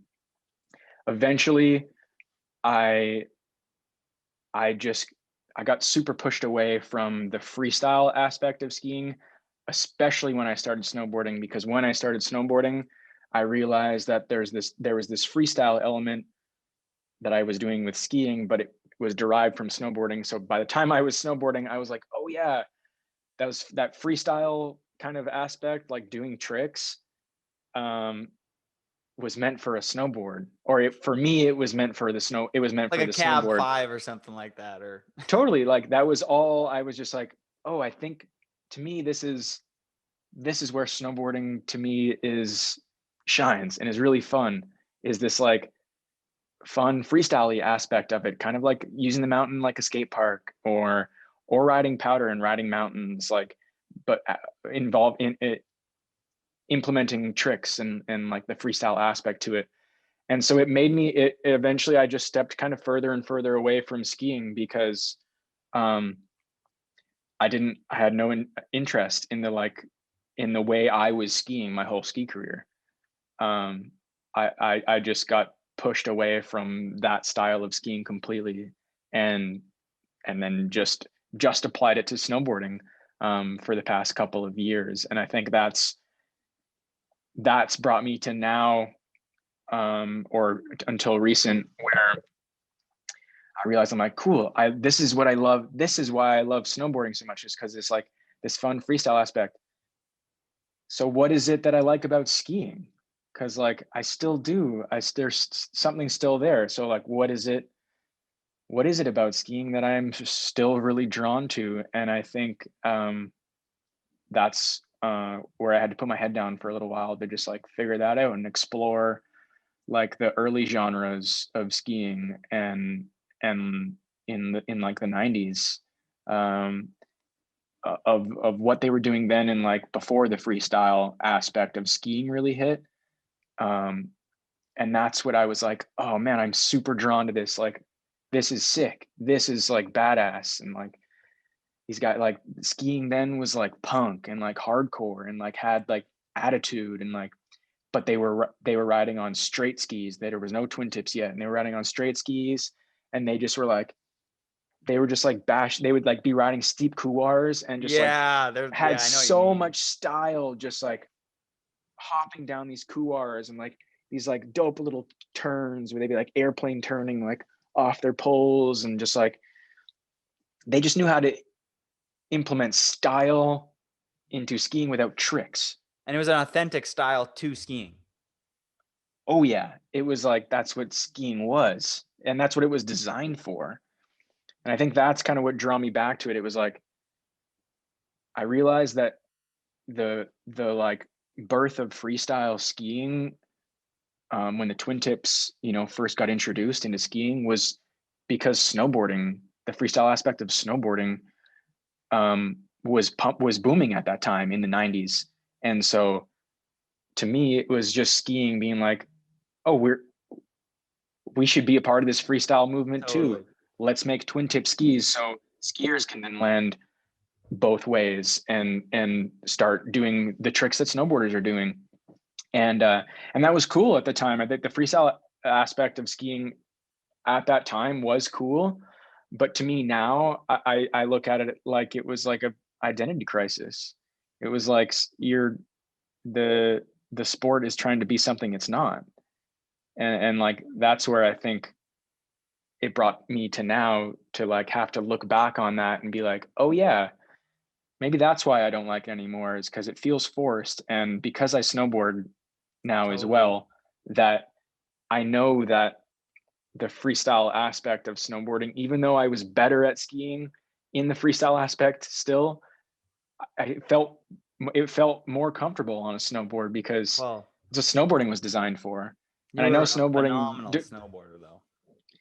I mean, I just translated a lot of what I learned skiing and we just brought it back to snowboarding. So I'm lucky that I had that to be able to like, I wasn't just starting from scratch. I Yeah, had, you have your own style on a snowboard. I've never seen a snowboarder ride like you because of all the years skiing mixed with skateboarding, mixed with just your influence. It's like a really fresh outlook on the mountain that not a lot of people have. It's like I don't think that a lot of people like the amount of pop that you have and your ability to land in micro trannies, which I mind you isn't overshooting and stuff. It's just insanely calculated. You can go big and find the tranny.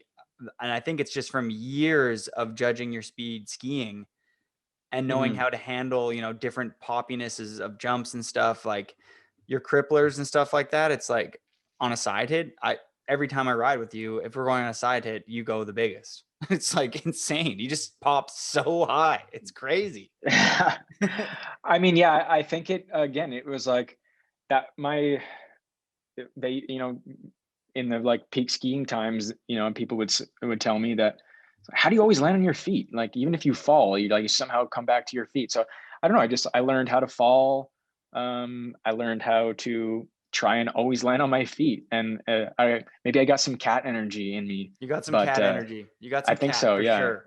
Or I definitely feel that way sometimes for sure, So, which is great. I value that, that so trait then of I having think that. But to summarize what you were saying earlier, I feel like the classic saying of snowboarding often tries to imitate skateboarding and skiing often tries to imitate snowboarding. Do you mhm. feel that those sports that are trying to be something else should just stay authentic to themselves, or do you feel like there's maybe some good and bad from trying to take inspiration from certain things? But I feel like I don't know. You can elaborate Oh on yeah, that. I know what you're saying. I think there's a lot of factors. For me, again, I think I told you earlier, it's like you kind of are a product of your surroundings at a lot of times. And again, I'm in the mountains. Um, I don't I don't have any interest of trying to snowboard on rails either, because that's not why I'm snowboarding. I also like skateboarding, and I can I can leave that part to skateboarding when I go skateboarding, because that's what I like doing, that skateboarding. But with snowboarding, um, I rather try to be a product of my surroundings in a sense, where or adapt to my surroundings, and Well instead put. of me being place in the mountains where I am or where I like to be snowboarding, I have no interest of traveling to a city just to go ride on rails or in the streets. That's not what appeals to me in snowboarding. But a lot of snowboarders grow up in the city, and that is their Totally. surroundings. So that's going to be their way of snowboarding, because that's where they do it, and that's where they live. So it's kind of like where you grow up or where you decide to live is There's kind of some going to be, factors. yeah, it's like, why are you deciding to live there, or what? Or, I mean, some people grow up where they grow up, so that's going to be their option. But if you have the choice of like, you're going to move here, or you're going to live in whatever place you want to be, you hope that pick what kind of style of riding you're moving there for, maybe. Totally. um Not to say that you can't do it all too. Like, a lot of places have it all. Like our friends in Salt Lake City, that's in a city, and they have sick mountains as well, so they're able to do both in that area. So there are places that have that kind of ability to do both. But for me personally, I just like mountain time, Yeah. and Hence, and and the mountain time I like to spend on the snowboard is, yeah, not on metal, be on the snow for sure.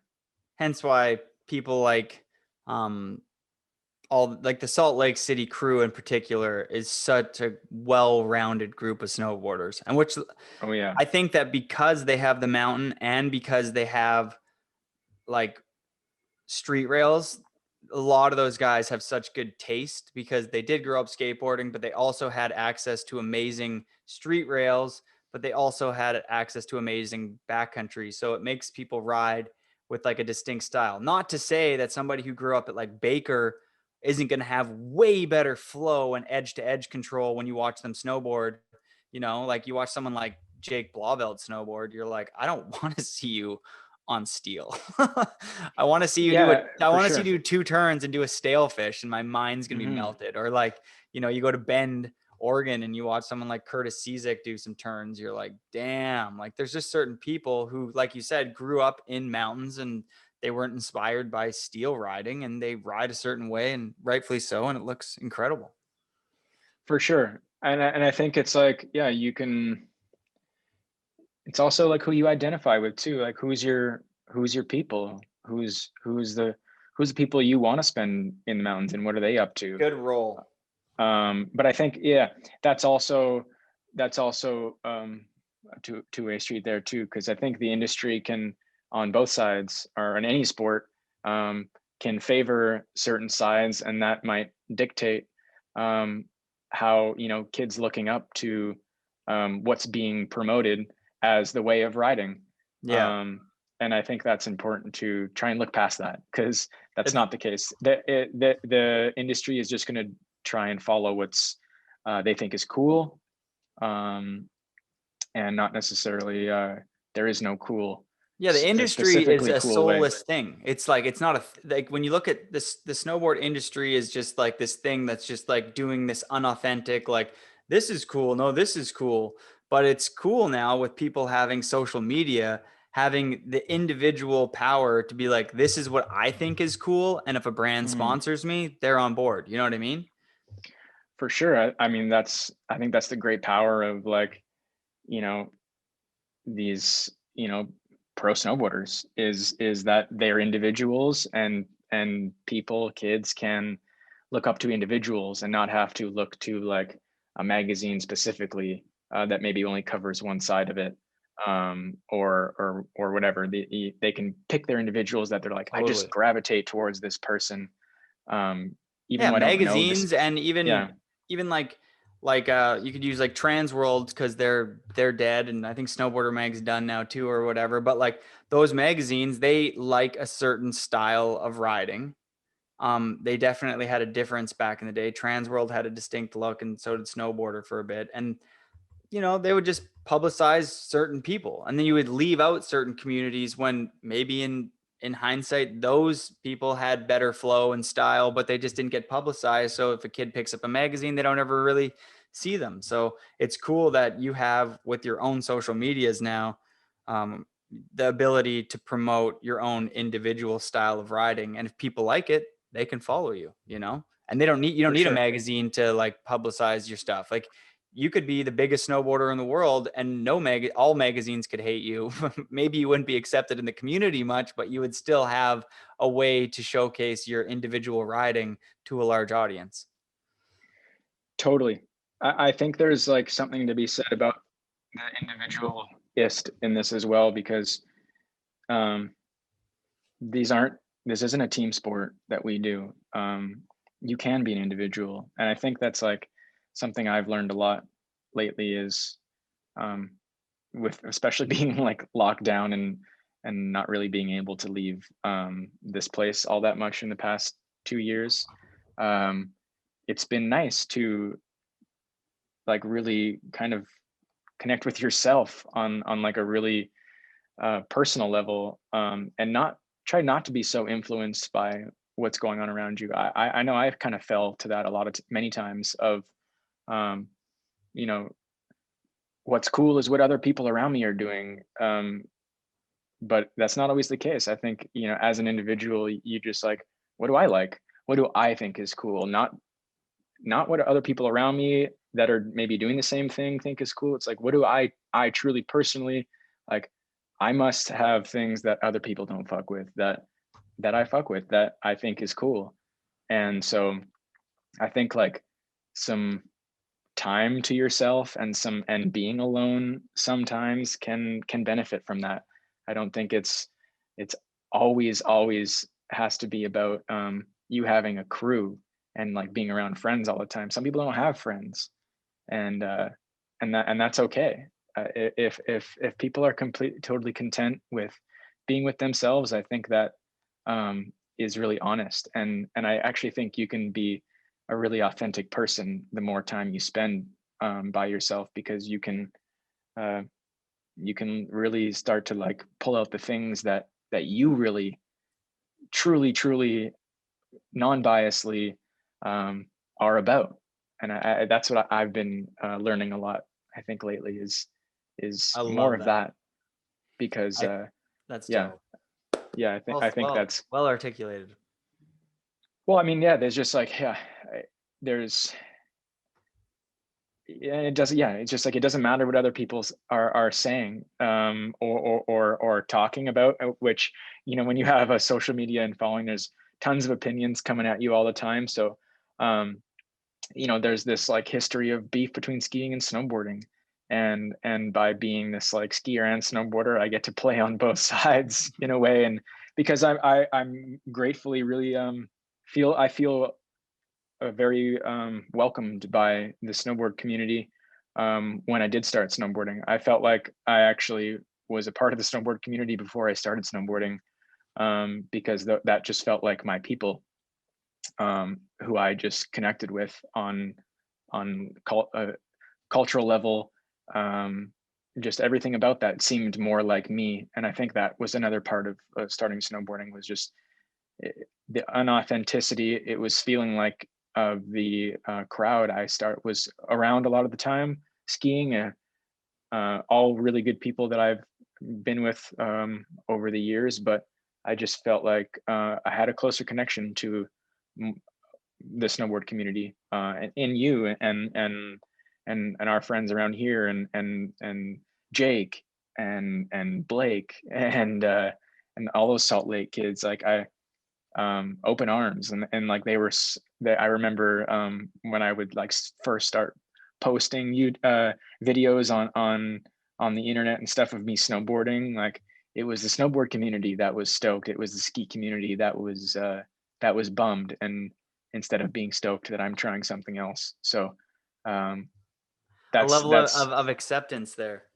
it's like the snowboard magazines that are putting me in the magazine. It's the snowboard like publications that are putting me up, not the skiing. The skiing stuff didn't have anything to say about it for a lot of the time. It was more like, why is Sean Pettit snowboarding? That was like Yeah. their headlines in the ski like forums and stuff. And so it was just it felt like that was like an outdated mindset that I was like, oh yeah, that's why I'm not a part of that. It's like, I don't know if that community really quite has an evolved Your mindset best yet interest. to accept it. because Oh yeah. you realized at one point that being a skier wasn't the say all be all answer to your whole life, and that you did want to scratch this itch of snowboarding. And I mean, ever since a very young age of, I mean, we both lived in Whistler for a long time.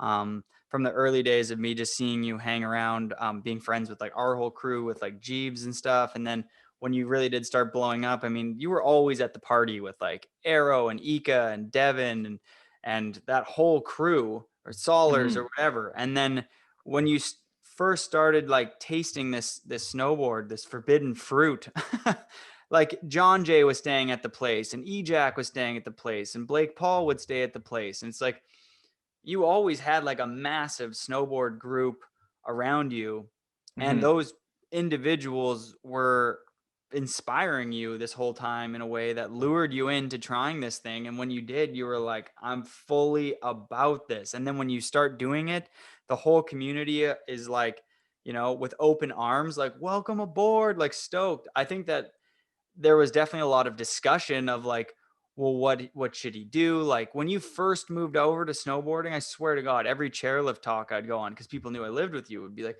well, is he gonna ski? Is he gonna snowboard? Is he gonna film? Like everybody was like, everybody had something to say about it. And I think that you were going through a period in your life where you were really transforming, and you Mm. didn't even have all the answers. You know what I mean? Those first four Of years to course. who you are now, like you were just figuring out life, but you were moving in a direction that was authentic to you. And that's truly Mhm. something inspiring. Instead of staying in this like this rut of doing something you don't like, you're like, you know what? Like I'm gonna try this thing that I like and at least give it a go and at least scratch Mhm. the itch of strapping into a snowboard and go on snowboard trips with me and Mhm. Zach Hale and Belzil, and then invite me and Rasman on those trips to Switzerland and stuff, and strap in a snowboard. And you, by allowing yourself to scratch that itch, I would say that, you got to live to a life right now, to an extent, like a more fulfilling life, that you're doing things that are something that you truly want to be doing. And that's it. I think that you can't keep trucking along and of doing something you're not enjoying doing, and Well, you but can. That's especially, the thing. And so many no, I people know. do it. But It's especially if crazy. you know that there's something there that you're like, I need to do this. I just need to figure out how to do it. Um, and yeah, so I think like, again, yeah, like scratching that surface of the idea of snowboarding it became so real because, like you said, I already felt accepted into the snowboard community in those later years of my freestyle ski career. It was like, yeah, I was already hanging out with the whole snowboard community already. So that, yeah, so it was like, it It was was almost just easy. like, when's Sean going to start snowboarding? That was like really what was going on, probably in a lot of like friends' heads, um, realistically. So, and I think and I mean, when I did start doing that, it was obviously, yeah, it was right away. It was immediate. I want to But I dive think, into your yeah, your headspace here. yeah. Um, you know, skiing, snowboarding, the importance of trying new things. Like, how did it feel to make the switch over? Was there ever like a lot of anxiety and like, at this point you're switching over from skiing to snowboarding because you truly love snowboarding. And I know that, and you haven't discussed this with very many people, is at this same time you're riding for Red Bull, which is starting to feel like a non-authentic sponsor to you as well. And you're transitioning into this Sean that's trying to be more authentic to himself. Give us a little bit of, the how did it feel? Like, was it always like apples and oranges trying to make this switch, or was there like a low point of this switch over being like, the anxiety of trying to make people happy and the pressure of money and stuff? I think that Yeah, it would be nice to touch base on, was this transition just fully easy on you? definitely not. No, it was way harder than I thought. As soon as I picked up the snowboard and that first year of like the excitement about it, I was like, oh my God, I'm just going to be this excited forever, and just keep doing it this way. But I think like, yeah, what it started to become was um, most of my sponsors, but yeah, mainly the Red Bull sponsorship started asking questions like, "Hey, you're not really skiing enough. We see you snowboarding a lot. Um, like, what are you gonna keep skiing, or what's your plan there?" Yeah, yeah, I'm gonna keep skiing, and I'd go film a couple of ski videos and put them up just to make like I said, like just make it look like I'm skiing, which was so unauthentic, and I hated that. I was doing that way, but I was trying to figure it out. I didn't know how to navigate this. I was like, I couldn't look to someone else that was like, who else has done this, like being a professional skier and then started snowboarding and like tried to figure out how to do I don't know. I didn't have anything to like, I was treading new ground. Really. I was trying to like, yeah, I was trying to figure out how to balance that. And yeah, I think within the first couple of years of the snowboarding and still skiing, trying to balance that. Every time I put on my skis, I'd be frustrated because I'd be like, I don't want to do these tricks anymore on these skis. I'd have like fits out there. Even in Japan when we were there, like I remember like skiing the one day I skied on that whole trip. It was just like it was still a bummer because I was like, I want to be snowboarding right now and like doing this. And so that was hard to try and figure out that balance. But I think again, like rethinking about skiing again and now taking skiing with a new approach has been my answer in a way It's for made it now. fresh again. It's made it fucking Totally, exciting. totally. So I still can do both and have something that is great for a certain style of riding that's fits really great for skiing and a certain style of riding that fits really great for snowboarding. And I can figure out that balance between those two. But before I got there, for sure, I think the that pressure of the Red Bull sponsorship was tough on me mentally because it was one of those things that people don't like give up. People don't walk away from brands like that, or at least they hadn't in much in my time. People if they have the opportunity, they stick with them because there's a lot of opportunity with those big corporate companies because they have lots of money to throw around. So it's hard to say no to that. And that's what keeps you there is that money.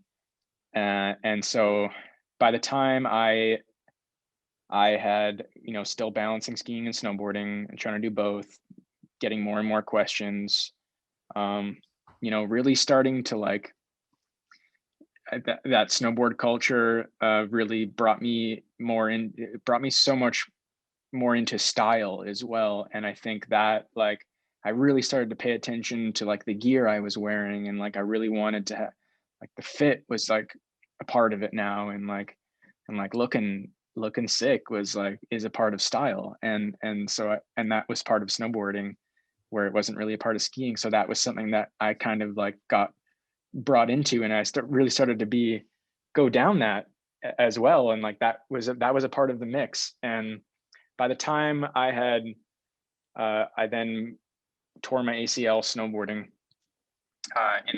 in the spring of I can't remember the year. It was probably 5 years ago now. 2018, I think, maybe 2017. Yes, yeah, I think that you're about right. Yeah, 4 years ago now. Yeah. Anyways, that kind of obviously put me into a spiral of not a great place because I wanted to show that I still was like trying to prove myself snowboarding, uh, whether it's to myself or to others that I wanted to prove that I can still be a part of the mix. I can still be in the mix even if I'm not skiing. Um, and then obviously getting injured, like it will do that to anybody. It'll toss you into a little bit of a dark place probably if when you're stuck on the couch for 8 months. But um, I think again back to the alone time, being able to reflect. I hadn't up until that point, I still had been go, go, go right from the ski career Red Bull days, like right into snowboarding. It was still a go, go, go lifestyle and like mentality. And I never had, there was no in between time in between me stopping skiing and starting snowboarding. It was like I said, I started snowboarding and I was still skiing, and then the skiing just kind of, so I didn't have like, there was no in between time to like really, really think about it and like think about all the things, all the little things that that I wanted to do. Yeah. And but with the 8 months of the injury, I think I did, and I think I came out of the injury um way better. I was just like I felt like a better person, and just felt like a little more aware. And then that was the beginning of um pretty much um the beginning of the end with Red Bull, of me walking away from that, because no longer felt authentic to me, um, to have that. I was trying to do what I want to do, and I was kind of being pulled and told otherwise by this company, that no, I should do this, or you have to do this if you want to if you want us to pay you.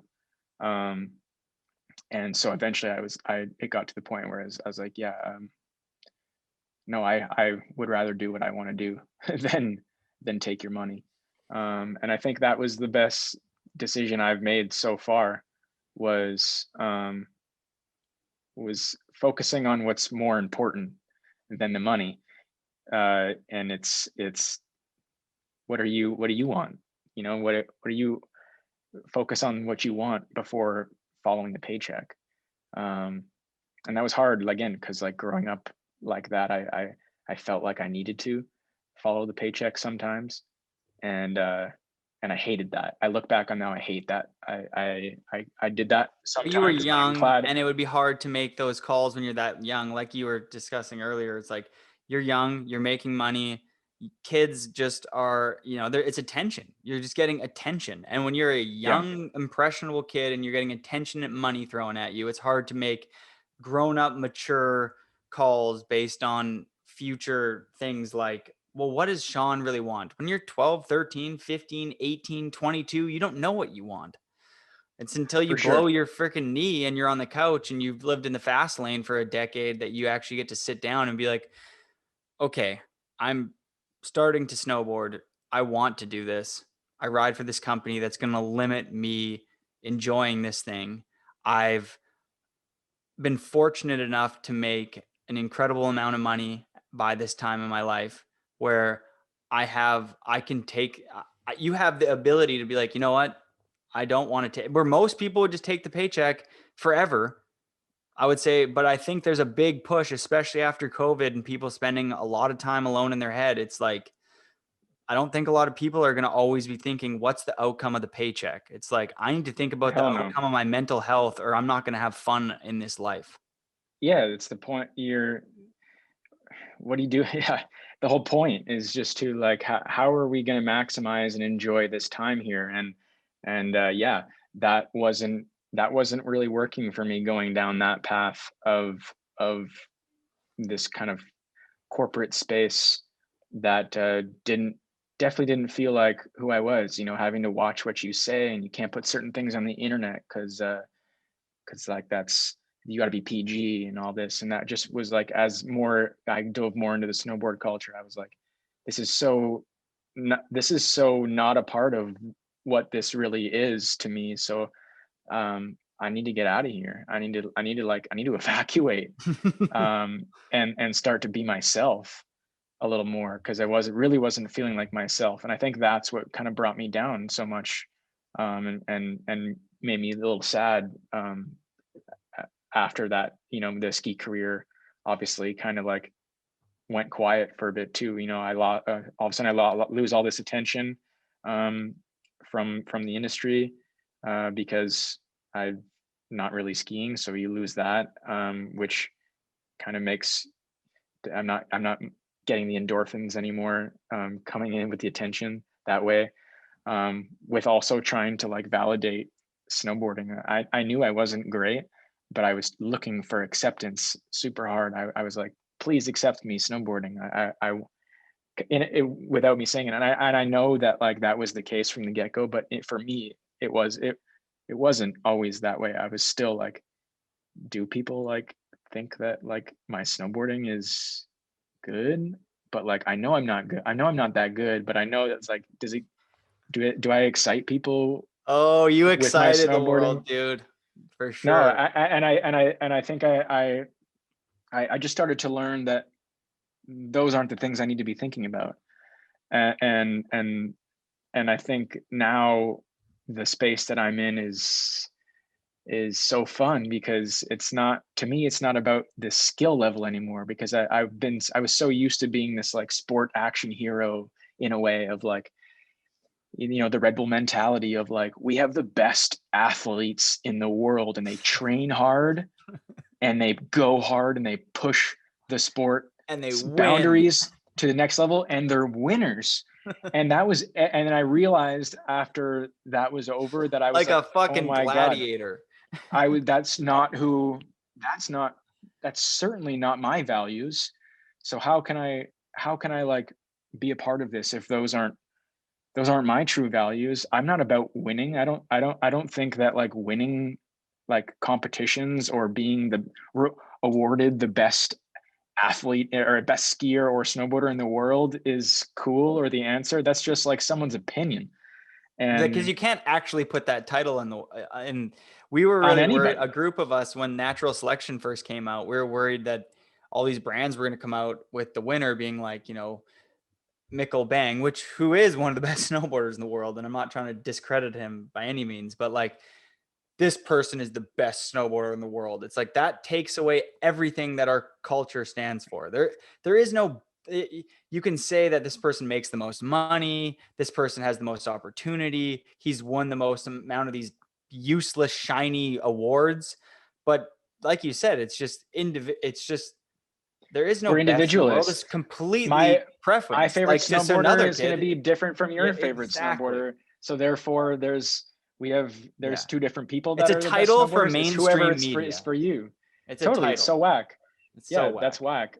And so that's kind of what has been on that's been kind of the new path, is just trying to like, yeah, really try and be that more, feed that authenticity to its like fullest if you can. And you know, with starting to, you know, I just, me snowboarding with you know, just like my buddies around here that aren't pro snowboarders,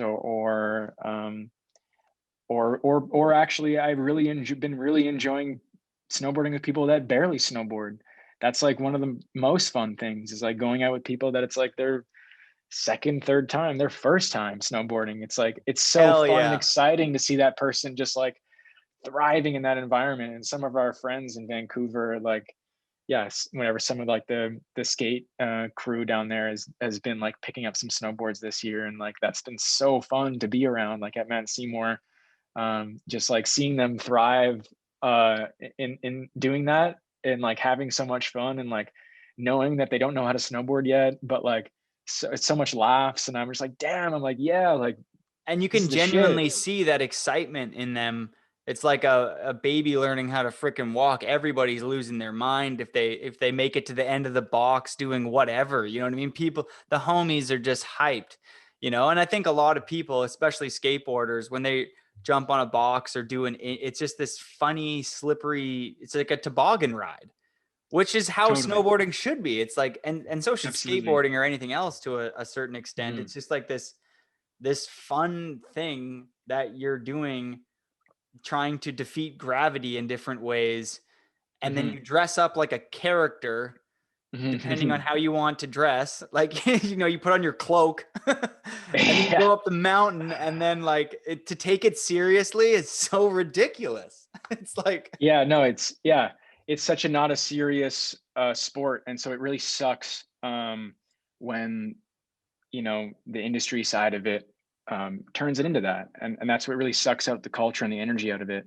I mean, look at, yeah, competition in general. I mean, the sport, like both skiing and snowboarding started from it being an individual sport that was kind of against competition in a way. It was like we're individuals, and like we're just expressing ourselves out here in an individual way. We're not like gaining points to like win the cup. It's just like I don't like that part of it gets roped into that, but it's fine that that's happening, because thankfully there's kind of multiple sides of the Yeah, sport there's now a where space for everybody. Like you want to spin the totally, most off of 1,000-foot jump, go right ahead. I will be, it's not going to do anything for me on a deep level. I'll respect it as like an appreciation, like, wow, like what talent. I've hit big jumps before. You have to be calculated. You have to know your speed. It's an amazing achievement. I'll pat you yeah, on the back. If we're drinking beers, of course, I'm going to be like, that was insane. yeah, But of to course, yeah, me, my connection with snowboarding these days is way more on a like, well, do I like that person? Is that person a good person? You know what I mean? That's a of fundamental course, for me almost these days. And like, definitely, just does that person snowboarding look like they have like soul to it? You know, like a connection to their snowboard, which you can feel through either riding with them or in their video part or in just a clip that looks like that person is out there on that thing having fun and putting a lot of like, they're putting their personality into that board. And I think there's certain people who put their personalities inside of their snowboard and it just shines. You're like that, there's like, and it's beautiful to watch where you can see people who are soulless, who are doing their big tricks for a paycheck. I think they're not fooling anybody. They're not fooling me anyway. Someone who's spent my life watching snowboarding, I can see when somebody's like, this is my shit. And they don't have to be the best. You know what I mean? What to me to know that like yeah, that guy did that indie and he is juiced on that indie. Like he is pumped. hmm Like he did agree. hell yeah, His flannel was flapping in the wind and like the homies were all on the landing and everyone gave him a big hug. Like it's all about the vibes, man. totally, absolutely, absolutely. And there is no like right or wrong way to pick of which direction you want to go in snowboarding. It's just whatever you're gravitated towards. And for me, for us, I think we both agree that yeah, we're gravitated towards a certain style of snowboarding, Of course. or the sport or sports in general of a non-competitive. It's not about winning mentality, where it's about yeah, like this is you got to remember what is sport. Like what is it there for? It's like people use sport as a mental release. Like that's what it's so good for. It's good to be like, you Yeah. know, I'm feeling a little cloudy in my head. I'm gonna go snowboarding. You go snowboarding, you're like, I feel so much better. Just go. I just went and just like burned some energy and like had a couple good laughs with my buddies, and like we drank a beer, and damn, I feel so good now. And like, Insanely good for the mental game. so It's why would you take it seriously, kind of thing, is like is yeah, if you start taking that seriously, where I hope you have another outlet of clearing your head, because for me this snowboarding is such a clear way to clear the head. It's just so like, oh yeah, let's just I'm go gonna do that. Let's go do that, and we'll be styling. I'm gonna flow you into another quick question that I had for you here. So there is no like you've achieved greatness, fame, money, success, TV shows, girls, the cars, you've done it all. You know what I mean? Mhm. You truly have, and I witnessed it firsthand, and it was amazing. And thanks for everything, by the way. You're But welcome. is is Thank you. is is stardom and fame what it's all cracked up to be? Definitely not. Of course not. No, no.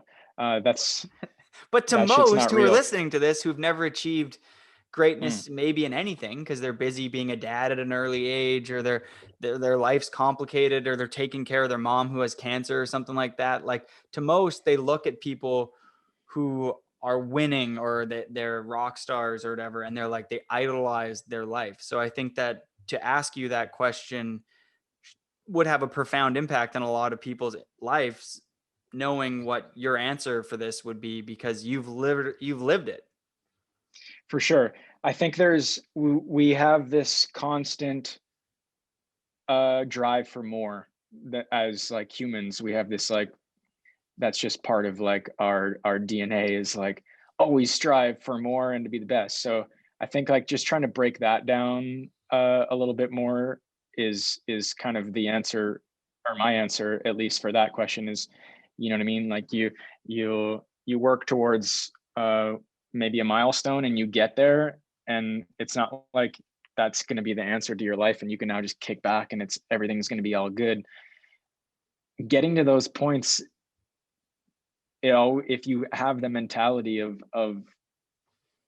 wanting fame and stardom, thinking that that's the answer, it doesn't make you feel anything. If anything, it makes you question how you got there and really try to think about or I think the important thing would be to try to use the purpose of getting to that fame and stardom point to benefit others or the world in some sort of way. So I like to think about me getting to that point or getting to this point and having a voice. So I want to try to be able to just utilize that as much as possible, and not try to kick back on fame and stardom, because also ski and snowboard stardom isn't actually real fame and stardom. It's a pretty small community, skiing and snowboarding. It's not I'm not walking down the red carpet. Like, somebody just figured out isn't how to, like, I'm not Mr. Hollywood. Like, this is some guy today just yeah. figured out how to help deaf people listen with 50% better hearing. Like, that guy, whoever that is a hero. But unfortunately, our mass media companies that are in power don't ever publicize those people who are achieving actual greatness. They would rather talk about somebody. And I know that a lot of people here are sports fans, and so am I. Love hockey, but who won the Super Bowl? That'll be the biggest thing ever. And then you'll hear about something else that's actually important. You know what I mean? Like, oh, they figured out how to, make water, I don't know, filter water in a really difficult place like Ethiopia so people can have running water there. And his name was Greg Stoddard. And he made this crazy invention, but nobody ever knows those names because headlines are about Kim Kardashian got a new ass plant and everyone's like, yeah. We're for sure. It's humans stupid. Are so, media sucks these days, dude. Just the media in general. What I hope there's just a new wave of media that comes in that's just good people that aren't trying to just get clicks and downloads, similar to you. You know what I mean? You threw on the e-brake with getting money and fame and extra clicks. As you mentioned before, more and more is not the answer. And humans have known that forever. More sex, more partners, more money, more anything, more cheeseburgers. It's that is not the answer. It's totally. I think a good takeaway on that is what a professional paid athlete's role really kind of should be, is trying to remove the ego from it as much as the athlete should be trying to remove the ego from it as much as possible, and try to remember that why we're getting supported to do this is to influence others to get out there and do it. That's really why we're paid to do this, is to influence other people, not to prove to other people how good you are. It's to, how are you making this space look fun enough that someone's going to look at it and be like, I really want to do this because of this person. And there's people like your friend back home who loves jumping off of the biggest bridges and rope swings that'll look up to somebody like John Jay or Travis Rice flying off of a 1,000,000-foot jump. But there's a huge growing space of people who are just into simplicity, you know what I mean? And which I think a lot of brands over, we mentioned a bunch on this podcast, how you grew up in the era of go big or go home. That era will always exist in action sports. Of course, there's a place for it. I mean, and it feels good to push yourself and go big and fly through the air on a snowboard. But there's also a big growing space of just not go small or go home, but maybe go tasteful or go home. You know what I mean? Or I just think that's you just taking that out of the equation completely and Or no, go thinking home. about Sorry. That's kind of like, that's where we're at. yeah, That's yeah, more sure, on the note, sure, just go tasteful and just be you. definitely, because there's a I hate to when I see people that they're like, I don't want to do that because I'm not good enough. I think that's like that's the worst. That sucks. That's the worst thing. It's the worst thing because we uh, make this space look hard because we're all doing hard tricks or we're going big, and they think that that's the level that you have to be at. So I think not trying to take down uh, anyone's level, but I certainly am morphing just my riding style because I want to.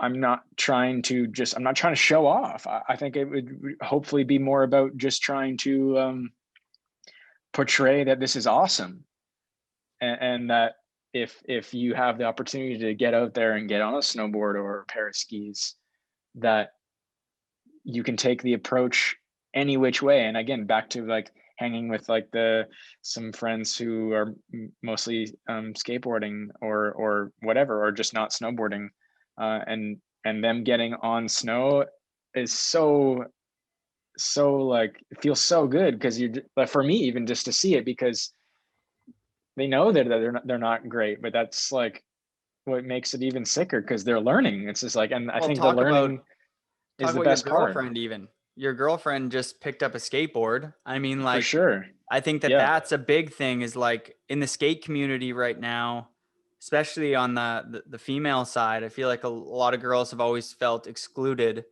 from definitely. the skate culture. But you look at a lot of these big Instagram accounts now that are just like um not pro level girls, but girls who are just going out skateboarding because it's fun. And I know tons of girls who are in their late 20s, 30s that who just picked up skateboarding and are just using it for transportation to go to a work, just to go outside and do some manuals. Like where it used to be like, if you're not going to go to the bowl and do a backside disaster, like beat it. Like, it's like, I For don't sure. know, That's like so maybe yeah. like skateboarding, That's got to end. Yeah. No, for sure. And I actually that's already it's great that that's already happening because yeah. And that's what influenced Cash, my girlfriend, who to also get into she sees, we went to skate park the other day and there's like 15 young girls uh skating the bowl together, and like they have this like big squad, and like they all like sick. have this like cool dressing style going on, and it was just like damn, like I didn't see that when I was a kid at this skate park. Like No, that's so sick to see, and that influences even like uh, our generation of girls to get, or anybody to get out there as well, because it's becoming a more accepting space. And I think that um, skiing and snowboarding for sure. It has that going. It's already happening. So I hope that momentum kind of continues, because I think that's the best part about it is this judgment free. You don't have to be sick at it to do it. You can be it's do it at any level. It's gonna be you're gonna get the same fulfillment as we do. Just I you just don't have hope to be that, good. You don't have to be good to get enjoyment out of it, because that's how I feel. I don't think that it's like the harder tricks I do doesn't give me more fulfillment per se. That's just me. yeah. Maybe other people are Here's different, but here's a question for you, not completely off topic, but let's say you are a brand. I'm somewhat of a brand. I have a podcast. We're still sponsored athletes. I don't like the word athletes, but like we're still sponsored people. Um, and for right now, it makes a lot of sense to be on social media.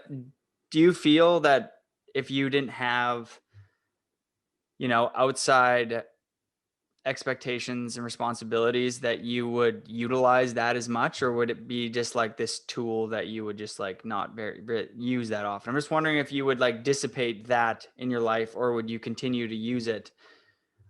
would I I just continue think to a lot ski of and people, snowboard if I wasn't getting paid for it? yeah, like I just feel like a lot of people who are gonna, like, just like you're saying, like, go pick up a snowboard or go pick up a skateboard. They're gonna just like do it, and a lot of people just do it just to post on Instagram.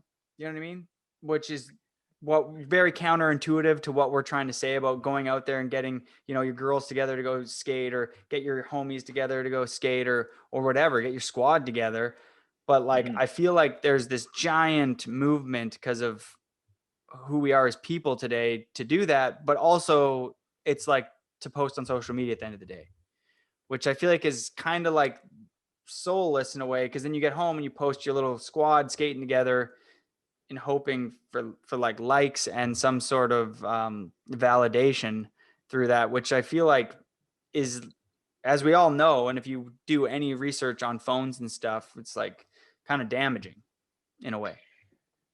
For sure, but I think it's just a matter of how you approach that. If you're I love posting clips on the gram, because it's fun. I don't know. That's just like that's kind of part of it in a way. But it's not, I don't think it's because I'm trying to validate if I'm good or not. I kind of, I know my level. I don't need extra validation, but I think it's it's also what we're doing. We have to, we don't have to put it up, but I like to put it up because I'm I think about it like, I hope this inspires people. That's actually everything I put on the internet. I do as hope that the person that sees it can somehow get inspired by it and do something. Maybe it'll influence something in their life, instead of trying to think about it selfishly, where I'm putting it on there only to get self-validation. So I think it's just how you use the tool. Amazing. Instagram actually is a great tool. It's and should be used to share things widely and share. It's one of the only ways so many of us like communicate with such a wide group of people today anyways. So if we want to continue to have that sort of connection with all these people, we got to keep posting, I love in it. a I way. love Or that. I mean, like, of course there's other ways of doing that, but that's how I use it. I like to use it for its purpose, which was not, Instagram wasn't like, hey, use Instagram to self-validate yourself. It was just like, it came out as like a place to put up images. Yeah, That's it. And totally. so try and, I think that's what I'm, yeah, that's what I hope people can try and think about it more like that, because I know there is lots of usage for it for self-validation. I just think it's And so some people sad. need it. Some Yeah, people need the yeah, some people self-validation do. because they're sad and they need to get a bump up. It sucks that's a it's just it's an unhealthy way of doing it, for sure, because then you're constantly coming back to it and you get addicted to it and all that. So it's the same as like, it's like a drug. It's like, if you don't abuse the drug, maybe it's going to be like, you can smoke some weed, but like, maybe don't like be ripping bong every day all day and like burning the fuck out. Like, maybe, maybe like keep it in moderate, or however you want, but don't abuse it. I um Yeah, I that was think dope, that's kind Sean. of, yeah, I think that's the social media part of that is, I use it to inspire, because that's what I'm also paid to do, is to inspire people, um to get out there, get after it. Yeah, I think I think your approach to yourself, Sean Pettit, as a brand is really inspiring, and I think that um it's cool that, you know, K2 and Oakley have been along for the whole journey, especially through this um adaptive phase of yours. And I think that um I know Actually, personally I that would there's love a to touch lot. up on that. I would love to touch up on that, because I think I have to give a huge shout out cred to Oakley and K2, um, for not following the stigma of you know what they could have done, which would have been let me go because I started snowboarding. Um, they believed in the process, and I think that's so great that that they saw the potential of what I could do for them as well, by taking someone, breaking down a barrier. I would hope that I was doing at that time. I wanted to influence skiers to also pick up a snowboard. I think we have such this in the culture. Are you a skier or a snowboarder? That's what people ask you that. Are you a skier or a snowboarder? Yeah. They don't say, they rarely say, do you like, Are you going to do you the do hill? both? Yeah. Yeah. It's like, are you a skier or a snowboarder? So I think breaking down that barrier was kind of part of my journey a little bit as well, was It's to, kind of like the dated mentality of asking you like, oh, like, where's your boyfriend? If you see a girl, you know what I mean? It's of like course, that whole yeah, barriers needs absolutely. to Where's your be, partner? Yeah. yeah. Or do you have one? Yeah. So yeah, I think that it was really cool to see, and it was hard.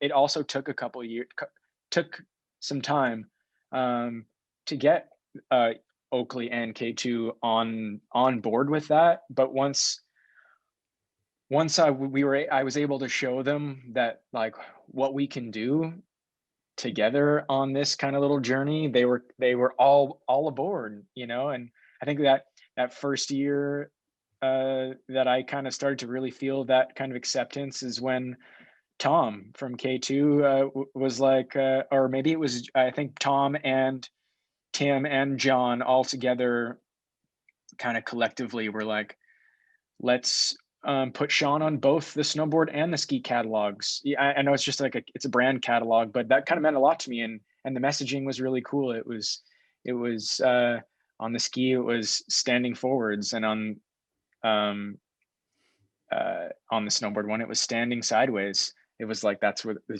title of them was, and it was me on both. So it was like they are a part of breaking down that barrier as well, and they know that there's a lot of skiers out there that would love to try snowboarding if it was more accepted amongst our culture to do so, and vice versa.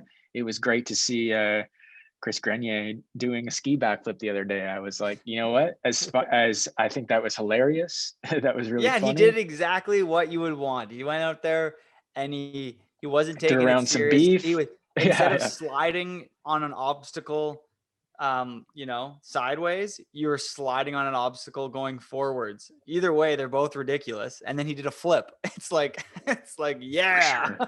sure. No, it's great. And so yeah, I think that's been part of the journey is to try and just um try and break down that stigma of that there's this whatever, because there is still beef between skiing and snowboarding, which is insane that it's kind of still around. But I hope that whatever that might always be around, and that's also whatever, that's okay. Some people are just going to kind of continue to be whack, and we're never going to change that. But I think I think me being able to be a part of like playing on both sides like that, and having both those communities to be able to communicate with has been super beneficial and super fun to do for me. And K2 loves it, and we love there's so many project ideas to rally around those concepts of playing on both sides. um, Oakley as well, it's Oakley is eyewear, and everyone wears eyewear, and they wear the same eyewear. Yeah. So there is no difference there. So they weren't obviously going to there was no fuss there. They're just like, cool, you're able to speak to more people. Hell yeah, we're down. Of course we're down. You have now opened up your skiing to snowboarding and vice versa. So yeah, we're all about that. So I really, yeah, big kudos to Oakley, everyone at Oakley and at K2 for supporting kind of my The vision in that, process. and it now and it working out, which is great. I think that a cool thing, since we're on this topic, is that a lot of people think that it's like the old people in snowboarding will come up every once in a while and be like, "Oh, you ride. It's too bad you ride for a ski company," which is like that same mentality where they think it like offends me, but then I like talk. I'm like, "Hey, K2's been around skiing since when? Forever. They've been in Yeah, K2 snowboarding. skis, yeah, been around since the 60s. Yeah, the 60s, and they started making snowboards in the 80s. It's like they didn't just jump on the bandwagon. They've been supporting and No, paying their dues into this, and they had the technology they could take from their skis to make snowboards. And a lot of my friends ski, and I don't care that they make skis because I like skiing. I chose snowboarding because to me personally, in Winnipeg, that was just like you bringing it back to your surroundings and like your environment. I grew up with people snowboarding, so I snowboarded. And yes, I didn't like snow skiing when I was a kid. But then when I moved to the mountains, as soon as I became friends with you and Kai Peterson and Callum and Conman, etc., I'm like, watching Mark Abna ski a big line gets me stoked. Like, what do you mean? Like, that's amazing. I'm not looking at that being like, that guy's kooky.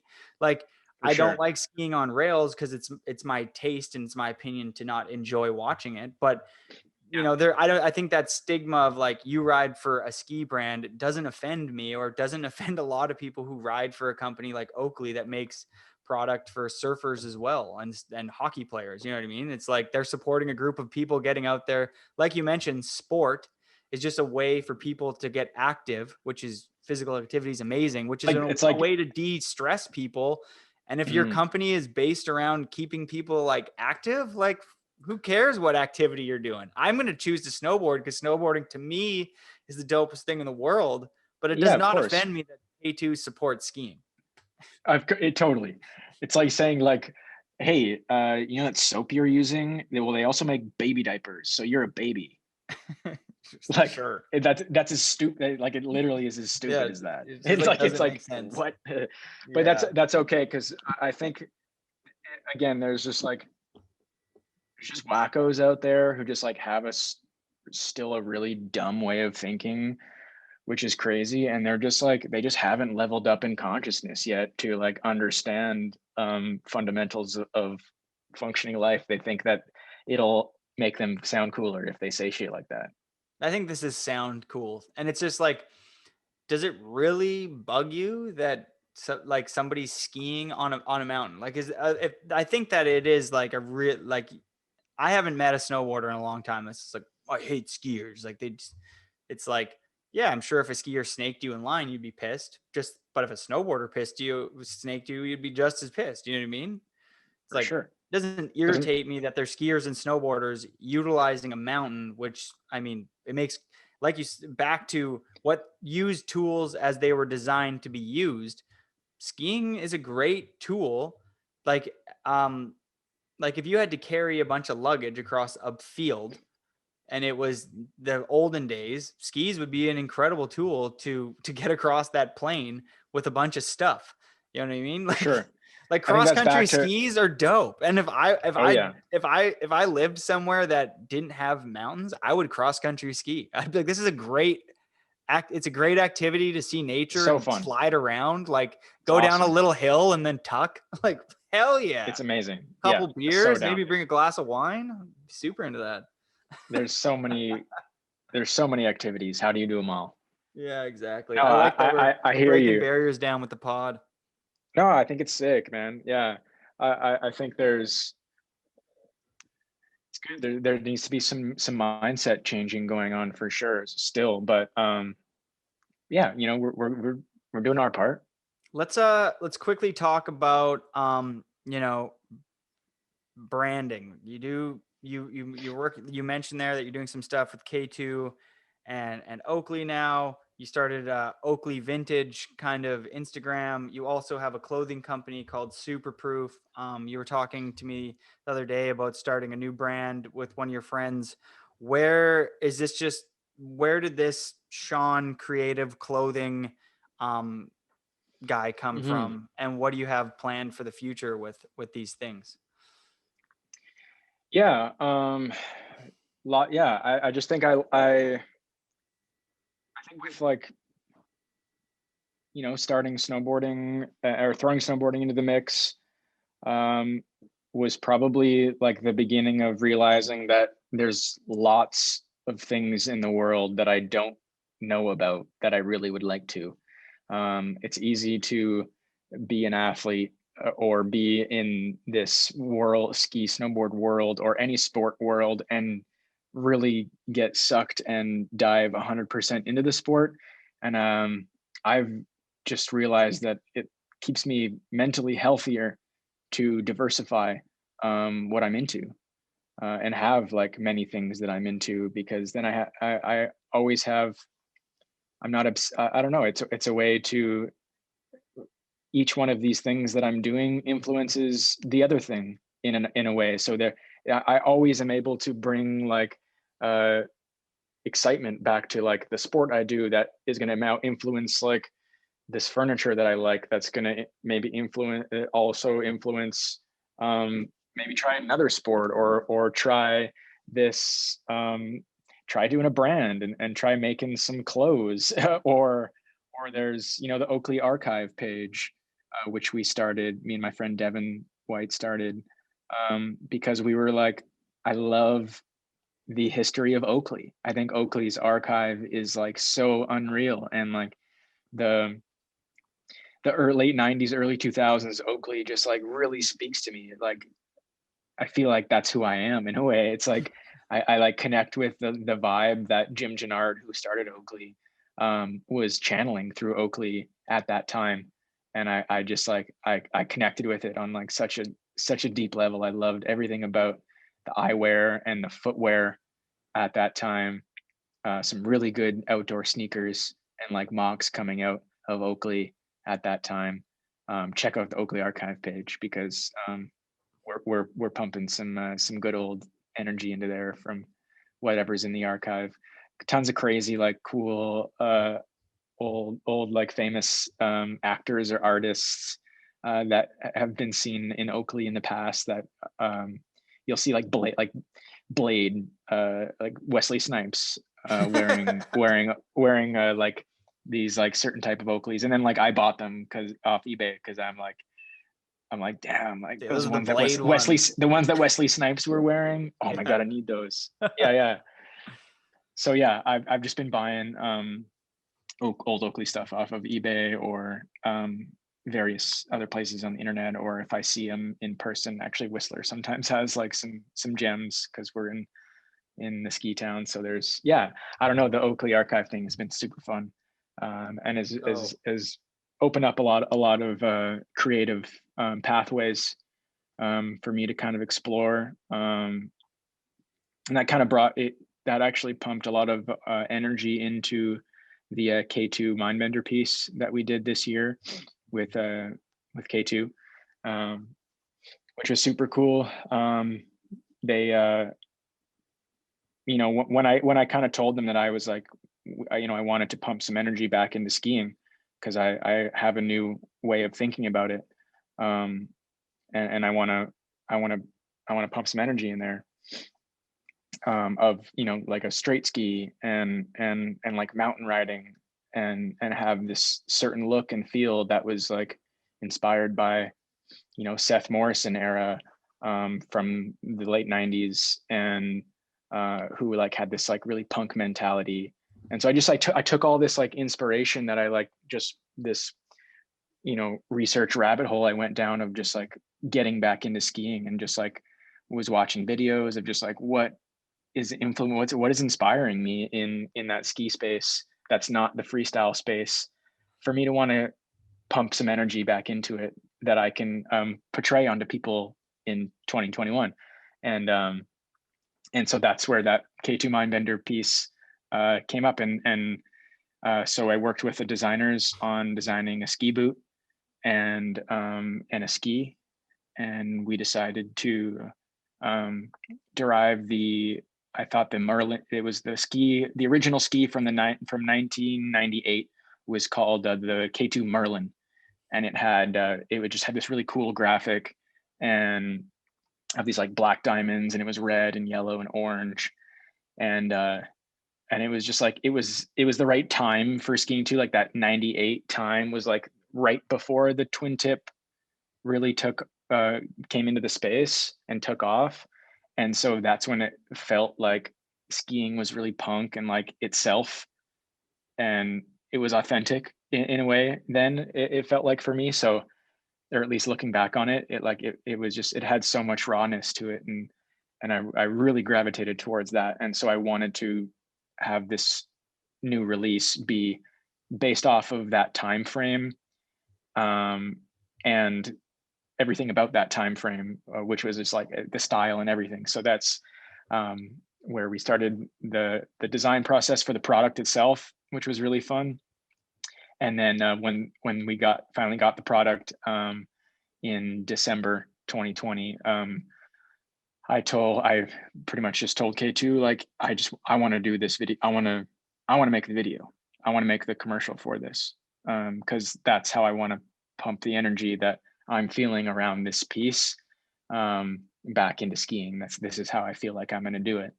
And my friend Devin, who I've been connecting with a lot creatively on some projects, I was like, let's do this K2 project. It'll be fun practice for like all the other projects that we want to do.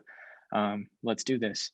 And and so yeah, we just like, I pumped a lot of that Oakley archive energy of just like what that looked like into just like storyboarding the piece. And I wanted it to be semi-fictional in a way. So it's just like, it's kind of got this like sci-fi weirdness to it that I just thought, because it's like I was referencing an era that isn't today, that I wanted to have some disconnect, people to have some disconnect when they watched it, in a way, so that they can escape from reality in a way while they watch this and feel nostalgic. And so yeah, I think everything we did for that K2 Mindbender piece, if you haven't watched it, please do, and let me know how you like it. But it's sick. yeah, that was like a big spark for me to do more of that, because I loved every part of doing that, because there was parts of it that, you know, it was me skiing. Obviously I was skiing in the piece, and that was really fun, because I was like connecting with a style of skiing that I have been manifesting for a couple of years of that I wanted to do, but haven't really. I'd been starting to do it a little bit, but I was still snowboarding mostly. But by doing this piece, it forced me to like ski way more this year on these straight skis. And I changed my skiing style because of it, because I had a new mentality of how I want to see skiing. So I was able to pump that energy into it through this piece. And this piece, as we were making it, was influencing me more on that path of that style of skiing. So once we so putting that together was just unreal. And like you know, editing and putting together with my homie Jeremy, who scored the music, and Hayden Wrench, who filmed it and edited it. Just like such a sick squad on it. And I was just like, damn, I just want to make more videos with my friends, because we're on the same page, and It's we fun. have such a good energy to give. I think between like the people I surround myself with, that I'm like, let's keep doing this. This was such a fun new way. This wasn't me filming a video part. This was like, I was building props. And you know what I mean? Like I went to like a metal place to like make a metal box. And like, that was fun. Like designing a piece of like furniture, pretty much. That was just a metal box. But Yeah, like, whatever. just to like build our sets. And like, and I would like, had this idea like in You this get to big white tap into room. like a fully new mental state. You know what I mean? You're Oh like, yeah, it was oh, you just like need props. it was just like everything. My creative like senses were just like going off, because I just had so much to like rally around for it.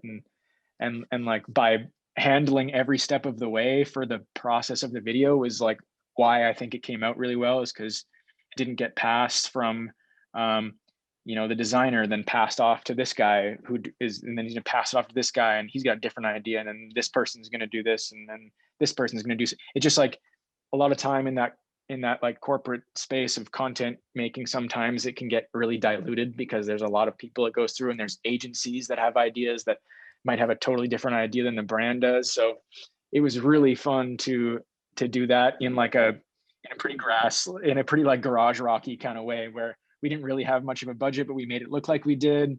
And yeah, so that was so fun. And that's been lately, like, has been putting me down that path of just thinking about that kind of approach to skiing and snowboarding, and working with the brands that I work with. And I feel like that's like a cool way of giving back. I always remember ads from back in the day and how much impact ad campaigns have on people.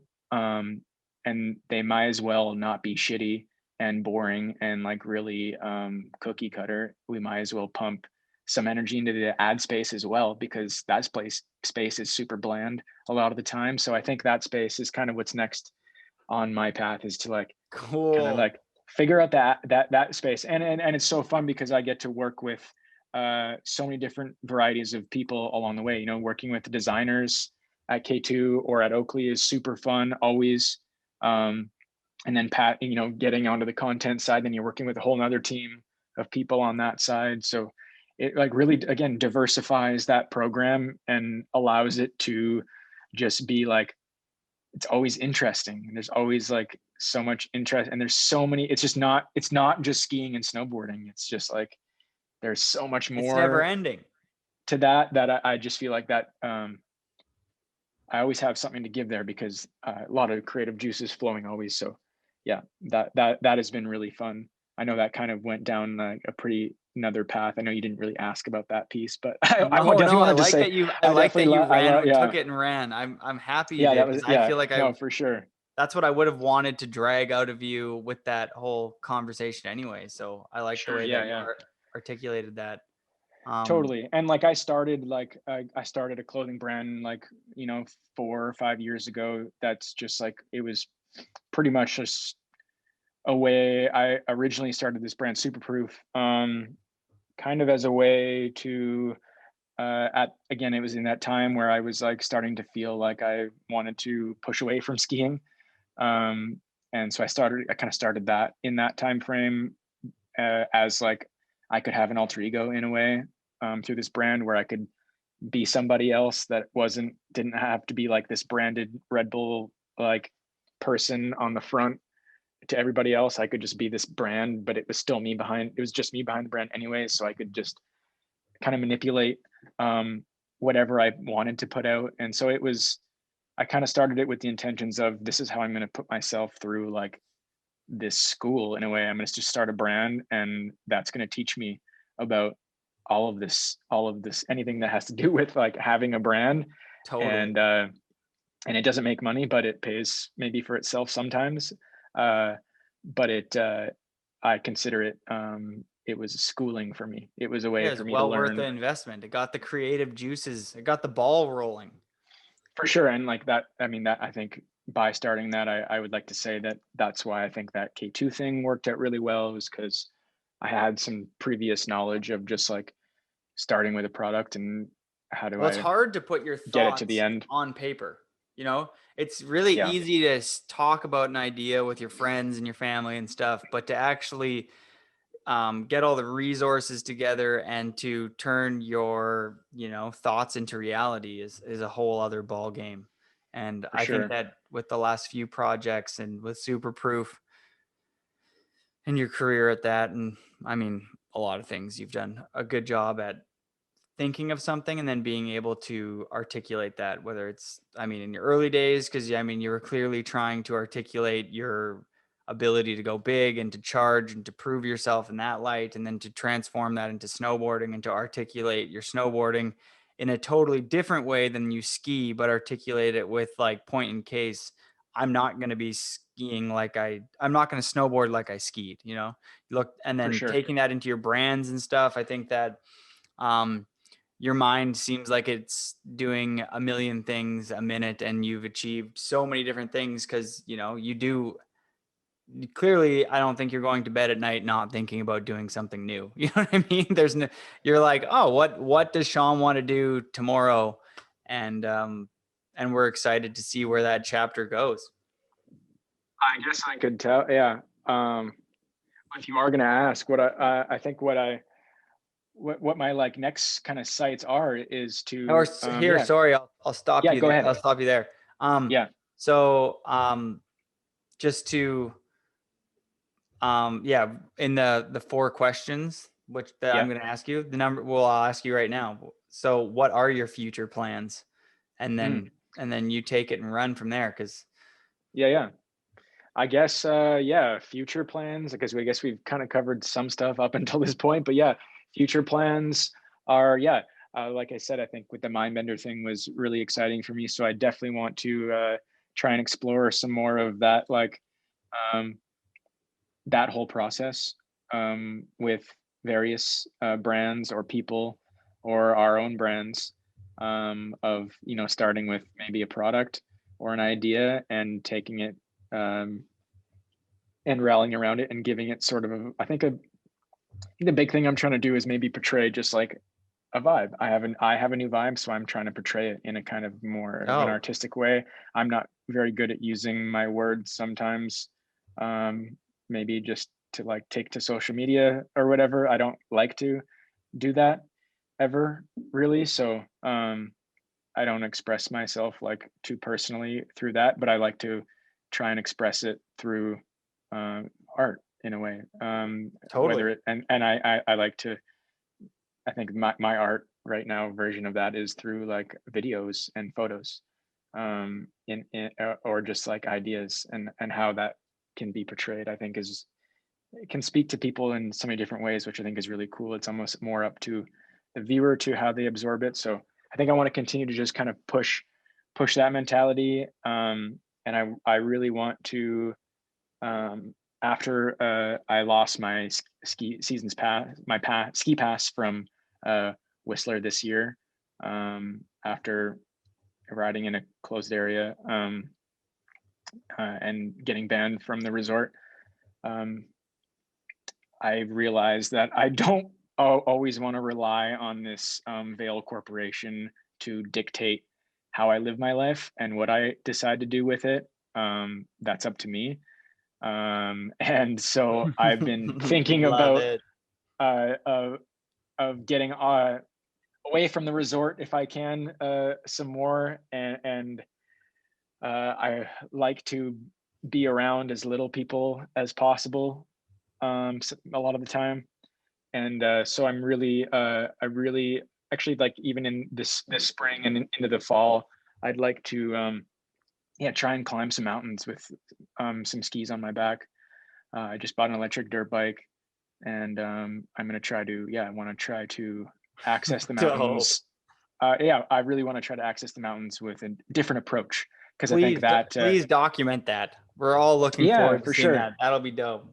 Yeah, oh, I got to explore it a little bit first, but yeah, I definitely want to. I think that's kind of the next little bit for me is more of a.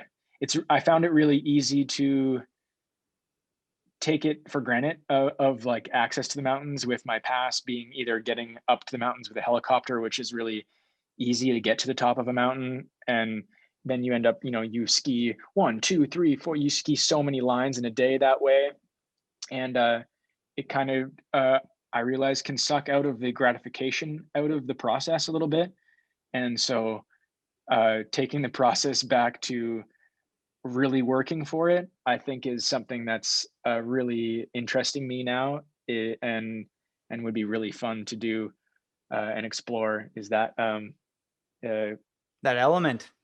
that like organic approach to the mountains of trying to uh, whether it's well, my idea for the summer at least is like part dirt bike to as far as you can, and then on foot, and get up into some couloirs, and just try to channel more of that ski energy that I am really influenced by right now, and and maybe some snowboarding in that kind of sense as well. So I think that's what's next for me short term. Sick. All right. Next question. All righty here. We got a good one for you. Favorite borders. You got a few favorite borders right now? Oh yeah, Anybody for that's sure. inspiring you? Definitely. I mean, I think yeah, back to like that these borders are some of the ones that I'm still rocking with, because they influence me to put a snowboard on my feet in the first place. But yeah, like I mean, you brother, pretty much like you were there like super early on that process. So, and I definitely still look to you for that. And I actually I loved seeing you thrive this season, and can't wait to see your part. because I know Thanks, that boss. you were able to step out of your zone a little bit and do. I think you. I saw you have an authentic year, and I really liked seeing that from afar, and I can't wait to see what else you Yeah, did I out think it there. did. Stoked. Dude, Thanks. I for sure, I know you. I heard from some people, but and for sure, Jake Kuzik, 100% has influenced me massively, um, from the get go as well, for sure in a style way. And I think once he started doing more mountain riding and riding Mount Seymour, that kind of approach to snowboarding was really appealing, and I because it was different from the way I was skiing as well, and so I gravitated towards that pretty heavily, thanks to Jake, and have been really enjoying riding with him a lot this year, whereas more than maybe most other people that I was riding with before. So that's been awesome and super Yeah, you fun think, to man. tag along with him and Kennedy for sure. A couple days with that crew in at Seymour. Um, for sure, still Blake Paul all Yeah. day. Love his mountain approach always. I think his riding style and his terrain choice and how he picks through a mountain, like it makes it look really easy, is super appealing. I So, mean, shit, that's just like the first couple. Like I could go on for days, but that whole Salt Lake crew, Sam, Taxwood, um, Danimals, like all those guys. I really don't. I never have picked someone and been like, I'm going to go all in with this person's writing. Again, back to like, I think trying to be yourself is like the most important, and try to like portray what you have to give is like the most important, and which I've been trying to practice as much as possible, and not trying to be like someone else just because I like how they do it. It's just like totally. I'm not Such that an person, so important I'm not going takeaway. to be able to do it that way. So I think I just have a lot of people that I just like to take little things, inspiration from, and also just for pure enjoyment purposes. Some people just like you just like watching, even if I don't take things from them to take to my snowboarding. It's just about them being like this authentic person that looks really unique. I think that's like the coolest thing about riders, skiers, snowboarders who have their own style is just they have their own style, and it's super fun uh, to just like gravitate towards these people that are have this authentic. They're like this person doesn't look like they took it from anybody. They are Yeah. doing it their own way and in their own style. So I think I'd like to. I'm just practicing that more myself as well, but taking inspiration from so many people for sure. All right. Number 3. Do you have any advice for the next generation of sports people? I mean, snowboarders, skiers, skaters. Yeah, I mean, for sure. Oh shit. Yeah. Advice. Yeah. Again. Maybe just like something that's broad, that's just like, I don't know. Yeah, I'll let you just take it from there. No, for sure. Yeah. I honestly, I don't think I've ever been like great at advice, but I hope that what I do, personally influences people in some sort of way, or parts of it might influence people in some sort of way. Like I'm sure, some people seeing me post, sneakers all the time probably are like, and fuck this guy. Like, it's not why I follow this guy. So like, I'm not going to be the person for you for everything. But I think, yeah. But I think with that, it is like trying to be your most authentic self is like so important, and really try not to worry about what other people think of you first and foremost, because um, most of the time people don't care um, about that little thing that you think other people are thinking about. I know that from experience. I've felt that way as well. um, just try and uh, portray positive energy. Always, positive energy is healthier for you than negative energy. Don't try to bash. Don't try to bring other people down to make you feel better. It only make you feel worse too. So yeah, practice all of those things, and support underprivileged people if you have the privilege. Um, Shit, what else? No, dude, you just Yeah, went on yeah. a I think fucking depth. just all that shit. Don't yeah. I think what we're doing as like pro athletes can be misleading, and I think I've heard a lot from younger kids or other, not even just kids, other people in general, of like asking the question, how do I become pro? That's not the answer. uh, Becoming a professional at a sport is not, shouldn't be the goal. I think it's, if you truly like doing this a sport that you like doing, continue down it, and go and push to get better at it if that's what you feel like you want to do. But I think it's really important not to look at the like, how do I get paid to do this? um, because that'll immediately get you in it for the wrong reasons. um, it's not how I got into it. I never was like, I want to be a pro skier, and became one. It was just me and my friend and my brother and my friends in Whistler, just chasing each other around, and eventually we got good because we were indulged in it, and we were like, this was our life, that was our life, that was everything we had for our life going. We didn't really have, that was it, that was everything we wanted to do all the time, and we never thought about taking it to a professional level. We actually didn't even know what the word professional really meant at that time anyway, so I'm grateful for that. But if it's meant to happen, of you to become a pro, it'll happen.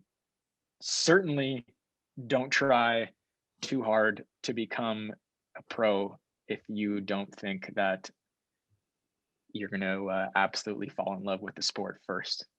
Yeah, that's huge. If you don't love it, don't go down the path for the clout and stuff. You'll end up a miserable person. Question number 4. Do you believe in aliens? Yes. I am pretty certain that we are not the only beings in this universe, and there is definitely um, life out there, whether it's in some sort of form. An alien can be a plant too, so I think there is other life forms out there. Absolutely. Batting 100 for 100 for that one. I'm excited for the day someone says no. I recently bought a one of Bob Lazar's prints. Oh, Bob Lazar. I just listened to a Joe Rogan with him, or not Nice. just, but a few months ago. Yeah, Wild I storyteller. for sure. Yeah. He was, yeah, that's such a fun story. And Yeah. I bought one of his prints of his like original sketch of the UFO craft. Super fun. Bob Lazar. What a G. I It's, feel oh like yeah. everyone knows who Bob Lazar is these days. Well, Sean, thank you for coming on the podcast. Thank you for being not only an amazing landlord who I can tell people personally gave back to me my first few years living at his house because I was paying peanuts for rent. In fact, we Sean's the only landlord I've ever had who one month he just gave my first month I lived there. He just didn't charge me. He's like, it's all good. Pay me next month. So thanks for everything that you've done for me, but on a larger Hell yeah, scale, brother. thanks for leading the charge on I don't know if there's a lot of massive athletes that are like on your level or who have achieved being the best and have decided to make such a big shift in their life. And watching you do it firsthand has been a real treat because I think it went from me being like, oh, he's confused, he doesn't know what he's doing, to watching the journey firsthand and being like, whoa, this is how this story should have always played out. This is Mhm. exactly how it, like, looking at back now, I'm like, that's it played out perfectly. Like this, where you are right now, Absolutely. exactly Yeah. where you So be. grateful, Stoked so for you. grateful for the choices that I have made personally, but also just like so lucky to have like such a solid crew around me, and you, Doggy, and like yeah, so many great people in this space, and snowboarding and skiing is is an accepting space. I hope more people continue to want to get involved and try it out. It's a really fun way to spend your cold dark winters in the mountains. Hell yeah. Oh man, dude, thanks again. I've been Thank looking you. I do forward to doing appreciate it this very since much. um since you and Cash convinced me to start, or sorry, I was always trying to start this podcast, but Sean and his I girlfriend Tammy remember. definitely gave me the push to just do it. And Sean was always on my first to do or second, and it never really lined up. And I think that I'm I'm glad we glad we gave you the waited. time. No, yeah, I appreciate giving me the time to figure my own life out. I don't have all the answers. We're all on this floating rock together, and we're it's and it's all a journey. There is no end or end goal for my journey here. It's still just kind of continuing on, and I think I hope others realize that that maybe that'll give them some peace as well to just continue the journey. It's going to have ups and downs, and you need times alone, and you need depressing times and sad times in order to get inspired to create good things. So it's not always going to be great. Um, take the drive and inspiration from the down times to fuel your good times. Take this podcast and take some notes. That's what I'm saying. It's like there's so much takeaway from this from somebody who's lived such a long, crazy, wild, up and down, peaks and valleys, injuries, rock star life, to a way more humble, um, less is more approach to life. So thanks for all your inspiration. Thanks again for coming on the show. Cheers, boss. Thank you, brother. Thanks so much.